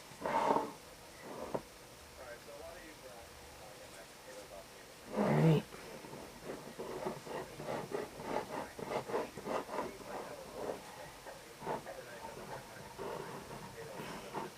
It helps if you can see better. So if you're a little high on one, just take it out and put it in one where it's maybe not so high.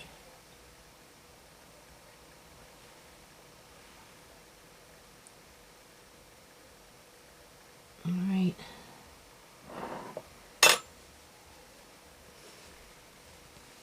All you can do is try. Okay? What I've done so far, I've been happy with. I just don't want to be doing this in 2 months from now. So that's why I'm doing it now, to get it over with. And then, like I said, if I like it, I can always do it again within 6 months or even up to a year for that matter. Depends. I guess it really depends on how much, you know, for $110, like seriously, go get yourself a bottle of hickory smoke. Yeah, well, I already have a bottle of hickory smoke. I'm just saying, you know, you can get some, I don't know. It's okay. Only thing I'm going to be doing anytime in the near future, and I give myself some time to do it, is that beef. So, and that fish in my freezer. I'll do that. Other than that, I'm done.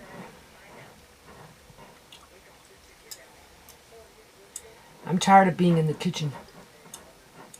Yeah, like this anyway.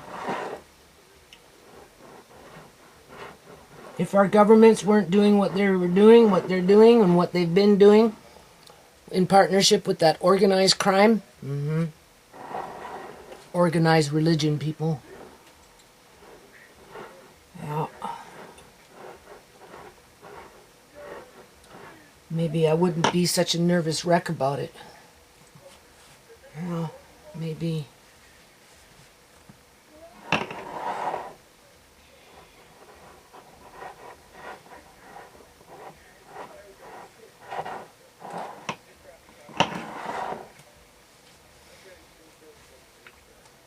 Yeah.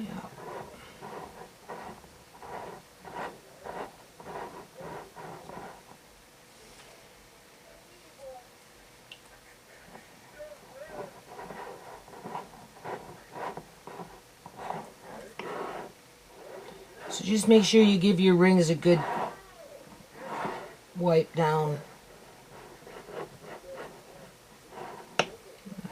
This one over here. And then I took that pork fat. I still have some in the fridge, but I'm just going to render it tomorrow on top of the stove and then jar it up that way.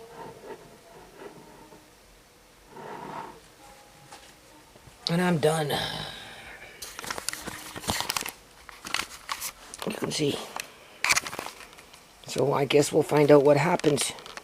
Okay, So, something yeah, happened this is in what that I'm canner. It's not something that I wish, but that's I what I'm think saying. I know What what I it saw was. And what we saw Yeah. became truth. So I was down to the last 6 minutes. Let me turn this off for a second. I gotta tell you, you gotta be thankful that your father came around, because it's never happened for me.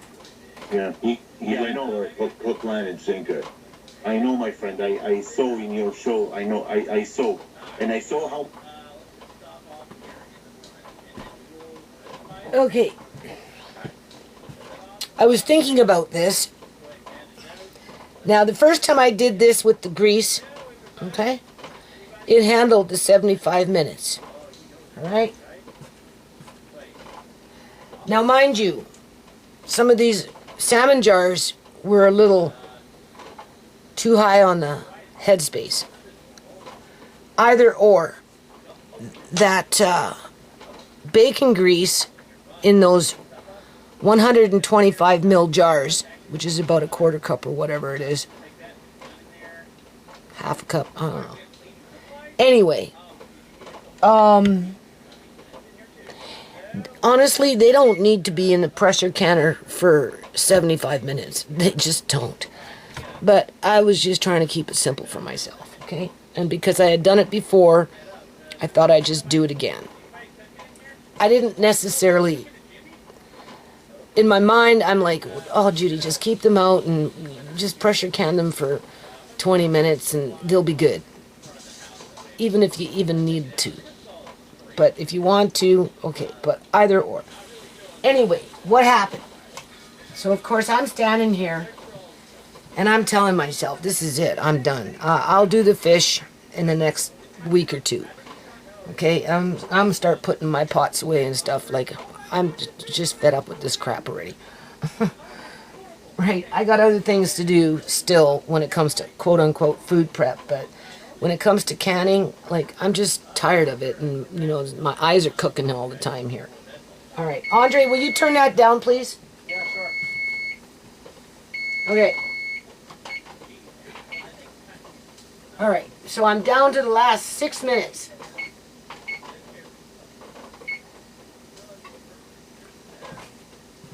I'm down to the last 6 minutes. I've been watching the gauge. It was holding its temperature, for the most part, pretty good. Down to the last 6 minutes, and then all of a sudden, out of the blue, the needle on the gauge just started to rise. And I'm watching this as best as I can see, right? And I'm like, whoa, something happened in there. Yeah, that's getting, you know, it's like, it's not stopping, and it's actually moving quite fast.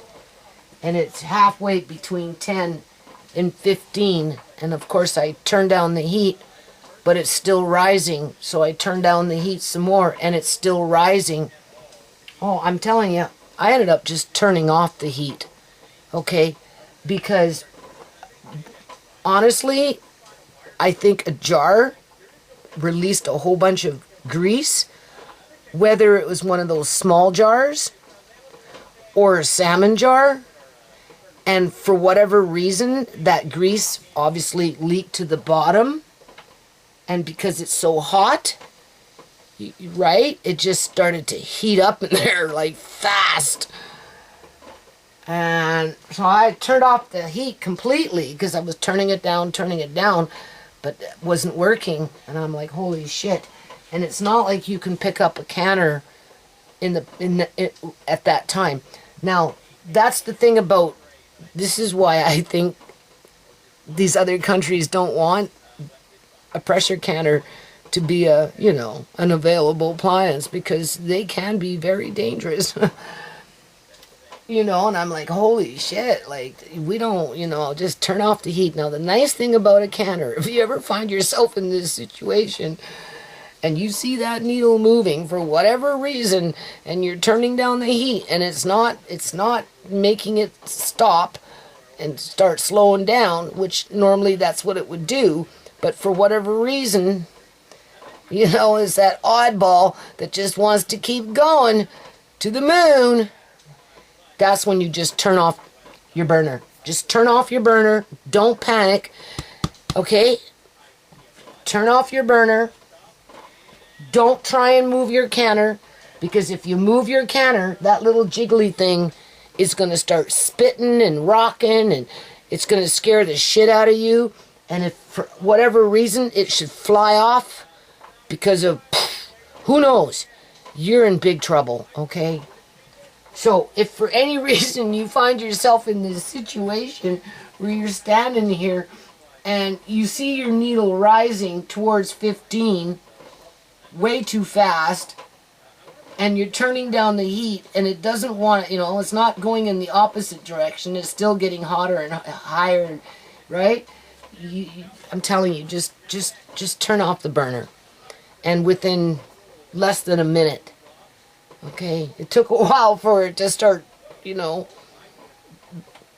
about a minute or so, it will just, but you have to catch it before 15. You see, this is why you got to stand here and kind of watch it, because they're not, these things aren't stable.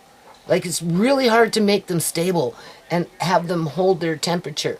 And even if you get them holding their temperature for, like, let's just say 20 minutes to a half an hour, if you're lucky, without making minor or little adjustments, it can happen that fast.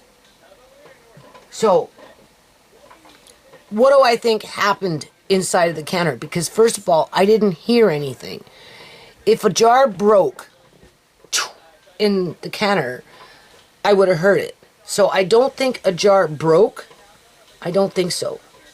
What I do think, though, is the vortex.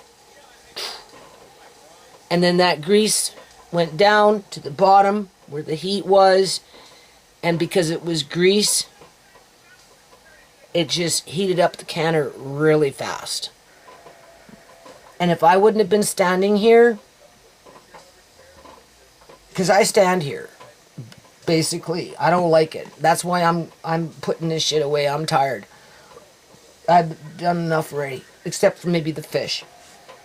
The beef I can do in 4 or 5 months from now, when I'm ready to go again.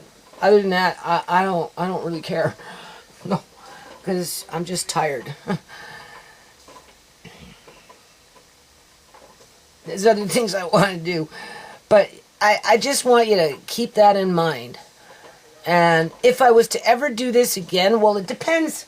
It depends what we see when we open up the canner, right? If it leaked out from the small jars, because the last time I did it, the headspace was fairly reasonable and nothing leaked out. They were fine. But if it looks like it leaked out from the small jars up on top, I'm pretty sure that's what happened. I'm pretty sure some grease somewhere in there from some jar, I don't know what jar, leaked out, went to the bottom, and because it was on the burner, it just, heated up so fast that it just started to bring up the pressure real fast. And even though I was turning down the heat, it was still rising. So if you ever, for whatever reason, find yourself in that position, do not try and pick up your canner to take it off the burner. Even if it looks like it's still rising, in a situation like that, if you turn off the burner and it's still rising and rising and rising, again, do not pick up your canner and try and move it off the burner. Just get the hell away from it. And it's going to do what it's going to do, okay? Otherwise, as soon as you turn off the burner, within a minute, maybe less or a little more, it will just reverse itself. That's the only thing you can do. Okay? So just remember that. So don't take these things for granted. Whatever you do. Because it can, 6 minutes, and I'm like, oh good, I only got 6 more minutes to go, and I'm looking, and I'm like, what the hell's going on in here? Holy shit, this thing is moving fast. What happened? I didn't hear nothing break. I didn't hear anything go but clearly something happened. So we'll find out when I open the canner. Of course, it'd have to be the last time I do it for a long time outside of the fish, right? But I've been working with a lot of grease, though. And I did fill up this batch of jars fairly high from the headspace. So I have a sneaky feeling something leaked out from them. 1 or 2, maybe, I don't know. I won't know until I open up the canner. For all I know, none of these jars will seal because the grease all leaked out. Right? That tells you I'm tired of canning and I don't want to can anymore for a while.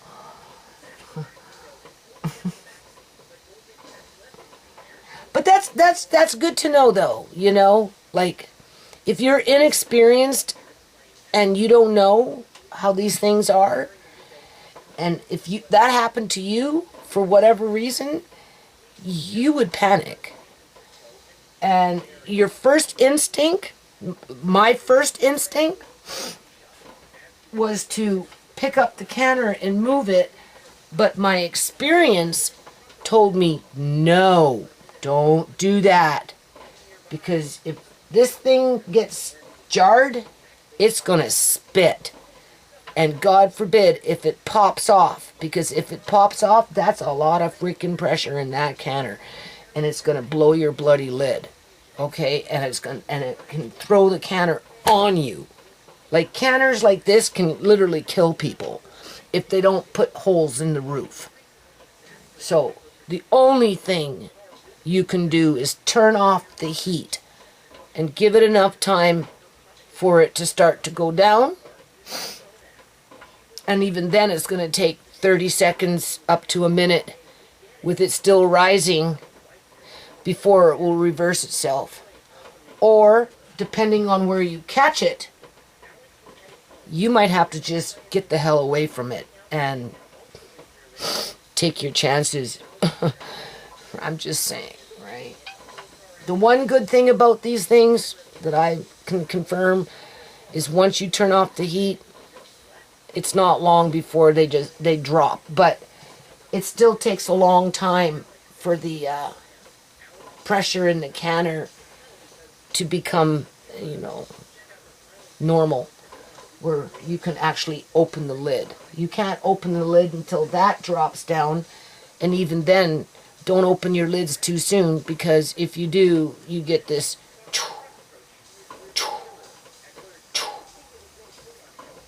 So maybe I should have had this in a water bath. It probably would have done a better job in a water bath. But either or. And I think the next time I can straight up grease, just grease by itself, I would do it maybe for less time. It's hard to say. We have to wait and see what we see. So I guess I'll turn on the camera and we'll discover what happened when I open the lid. And that will be the end of this video. The end of Days of Our Lives, episode, I don't know, blue, right? I mean, what number is this episode? Days of Our Lives, One Life to Live. Choose your soap opera. Is it Days of Our Lives or One Life to Live? Okay, so I am going to lift off the lid. Do, do, do, do, do.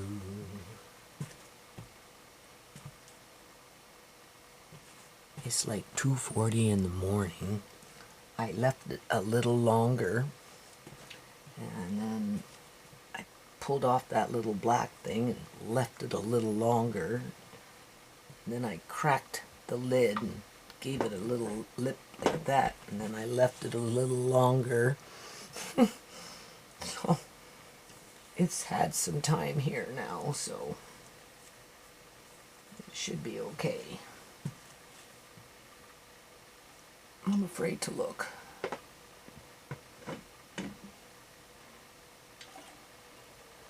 So what happened?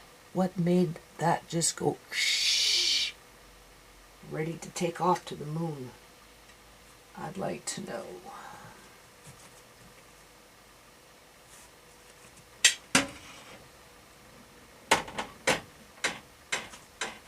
We won't find out till we go through all the jars. As if I can see anything. Oh boy. That one looks good. Can you see? Appears to be fine. Something's still bubbling in there. This one looks fine. You can see the grease right up to the rim. So you see those can handle it.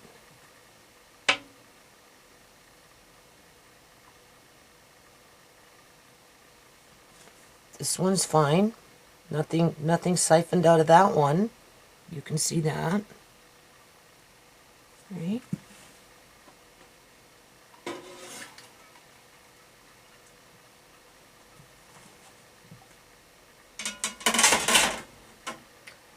This is where I start getting dizzy.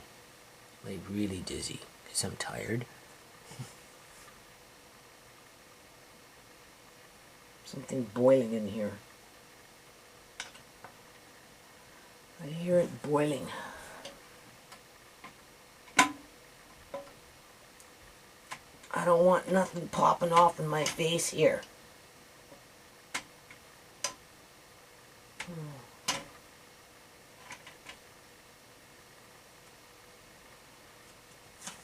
It's another one that's fine.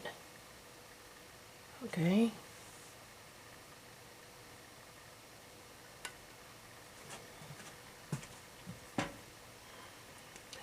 Well, whatever was happening was not my imagination station. It scared the shit out of me, okay?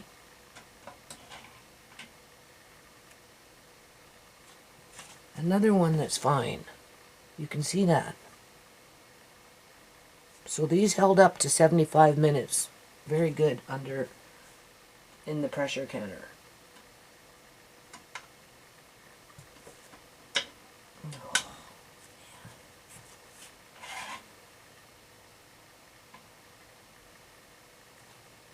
I was thinking it was going to be one of these, but they're fine. Those are fine.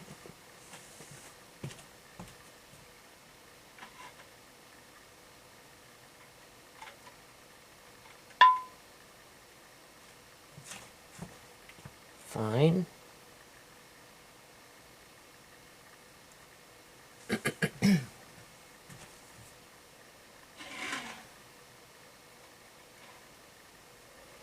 I really like these ones. This is nice. That's real nice.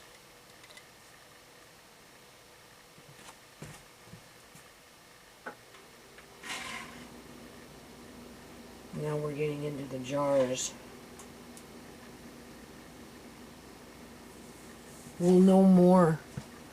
We'll know more when things cool down and settle down. Because when it's hot,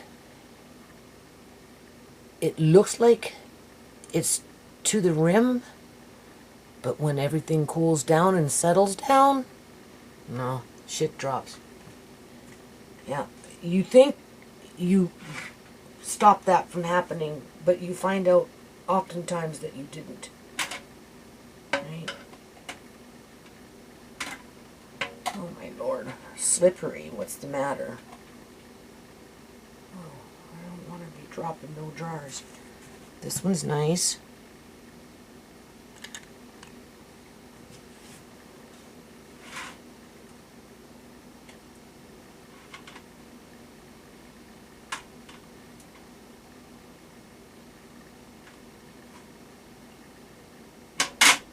They're slipping.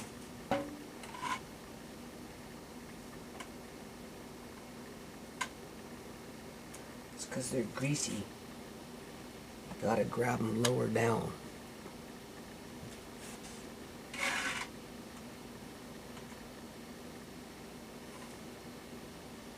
My nerves need a rest from this.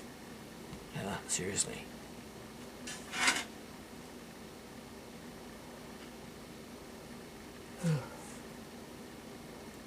From what I can tell, they're looking pretty good. Now we're on the bottom shelf.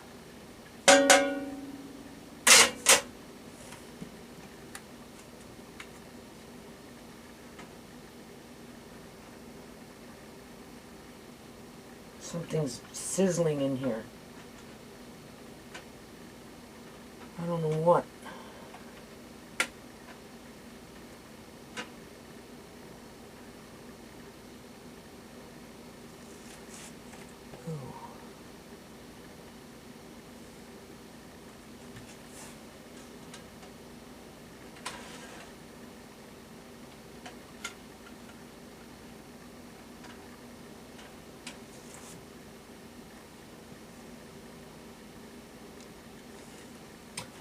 They all look fine.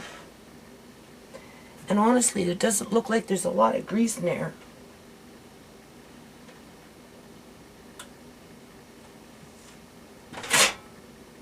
No jar's broken. No. It's like the good old days. Uncle John would come out at 6 o'clock in the morning. He'd say, "You still canning?" I'd say, "Yeah," because he'd be sleeping right now.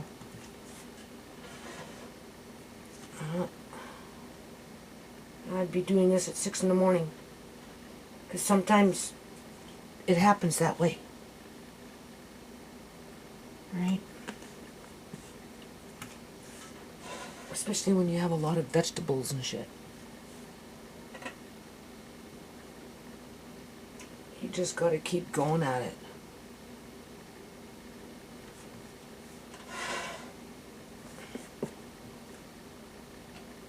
But I'm not canning vegetables this year. maybe beans. That's it.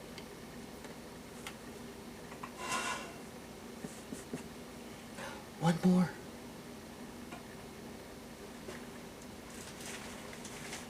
Psst, get out of there. Fucking cat. Okay. That's it. I'm done. And honestly, I don't know what happened in that canner for it to do that, because if you notice, look at that. Do you see that? Do you see anything that's empty? I don't. Not one. It did release some grease, but that's to be expected. Could have been on the outside of the jar when I put it in. Because when you wipe the rim, but you don't wipe the outside of the jar. Right? Why would the pressure canner just all of a sudden do that? Just, oh, shh. I swear, something provoked it. There was no reason. I was stood here the whole 75 minutes. Doing my little dance. Changing, adjusting. And then all of a sudden, it just started going. Weird. Anyway, this will settle now. And as it settles, it will drop. And then we'll look at it tomorrow. So maybe what I should do is just turn this off for now. And deal with it tomorrow, right? And then this way, you can see it at the end of the video. Okay, so next day. I haven't washed the jars yet. We're just taking a boo. See, I told you, I filled it up kind of high, but that's okay. It's still not too bad. Everything from what I can tell, sealed, literally. So that's good, right? So I'll wash them and put them in a cool place where the grease won't crawl, because as long as it's hard and it's cool, chances of it crawling are nil to none, right? Looking pretty good. We know that there's some good meat in that. All right, so if you're going to do bacon, I recommend doing it this way. You're going to appreciate it because you've got something to bite into. All right, separate your grease. Store it however you want. Look how nice that is. That's pretty nice. Okay. Oh, and what I was thinking in terms of why, look at that. That's nice. Why the pressure canner heated up the way it did, it had something to do with the grease. Seriously, because I'm going to leave it on this note. They tell you to degrease your meats and all this other stuff when you're using a pressure canner. They use it as an excuse because grease crawls and it has a more, chance to get under the rim, pop the jar, right? But I think if you use too much grease, it heats up, it retains that heat where eventually it just tipped it over the edge, people. Seriously.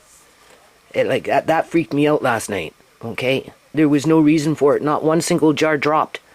Popped. Nothing exploded, nothing siphoned out.